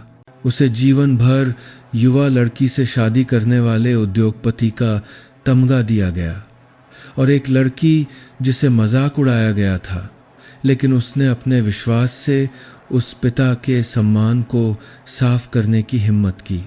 कक्षा के अंत में एक छात्र रुका और कहा, मैंने कभी विश्वास नहीं किया था कि किसी निर्दोष को वास्तव में बरी किया जाएगा, लेकिन आपकी कहानी के लिए धन्यवाद। मैं फिर से विश्वास करना चाहता हूँ। उस वर्ष स्नातक स्तर की पढ़ाई पर प्रिया ने भाषण नहीं दिया। वह मंच के पीछे खड़ी होकर एक उत्कृष्ट छात्र को सच्चाई बताने वाले के नाम पर एक छात्रवृत्ति प्रदान की, जो उन लोगों के लिए थी जो अपनी या अपने प्रियजनों की कहानी को ईमानदारी और मानवता के साथ बताने की हिम्मत करते थे। उसने वह छात्रवृत्ति एक छात्रा को दी जिसकी मां रिश्वतखोरी के मामले में 7 साल तक गलत तरीके से जेल में रही थी। भले ही वह केवल अपने वरिष्ठों के लिए बलि का बकरा बनाई गई एक पीड़ित थी। लड़की ने प्रिया को गले लगाया और सिसकने लगी। अगर आपने नहीं लिखा होता तो मैं आज यहाँ खड़े होने की हिम्मत नहीं करती। प्रिया बस मुस्कुराई। मेरा लिखना एक बात है, लेकिन तुम्हारा जीना एक चमत्कार है। और फिर एक सुंदर नियम की तरह प्रिया की अपनी कहानी, जिसे कभी 80 वर्षीय उद्योगपति से शादी करने वाली युवा पत्नी कहा जाता था, अब आलोचनात्मक सोच और नैतिक संचार में एक शिक्षण दस्तावेज में शामिल की गई थी। सम्मान के लिए नहीं, बल्कि छात्रों को याद दिलाने के लिए कि इंटरनेट पर कुछ भी साझा करने से पहले याद रखें कि हर कहानी के पीछे एक इंसान है और हर इंसान के पीछे एक सच्चाई है जिसे हम कभी पूरी तरह से नहीं जान सकते। एक वसंत की शाम प्रिया अपने नए अपार्टमेंट की बालकनी पर खड़ी थी। हल्की हवा, शांत सड़क। उसने अपनी डायरी खोली और आखिरी पन्ना लिखा। मैं कभी संदेह में जीने वाली एक असामान्य शादी के लिए जासूसी की जाने वाली लड़की थी, लेकिन मैं वहां से बाहर निकल आई, एक अनाम पिता का प्यार और नेकी में विश्वास लेकर। मैं बच गई और इससे भी ज्यादा मैं योग्य रूप से जी। ये कहानी एक आदर्श महिला के बारे में नहीं है, न ही यह एक महान पिता के बारे में है। यह बहुत ही सामान्य लोगों की यात्रा है जिन्होंने कठोर नजरों के बीच नेक जीवन जिया।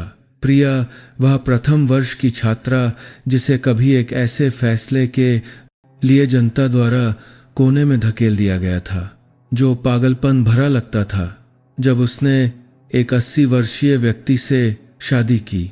लेकिन सब कुछ के बाद ये वही पसंद थी जो उसे उस सच्चाई तक ले गई जो इतने सालों से छिपी हुई थी।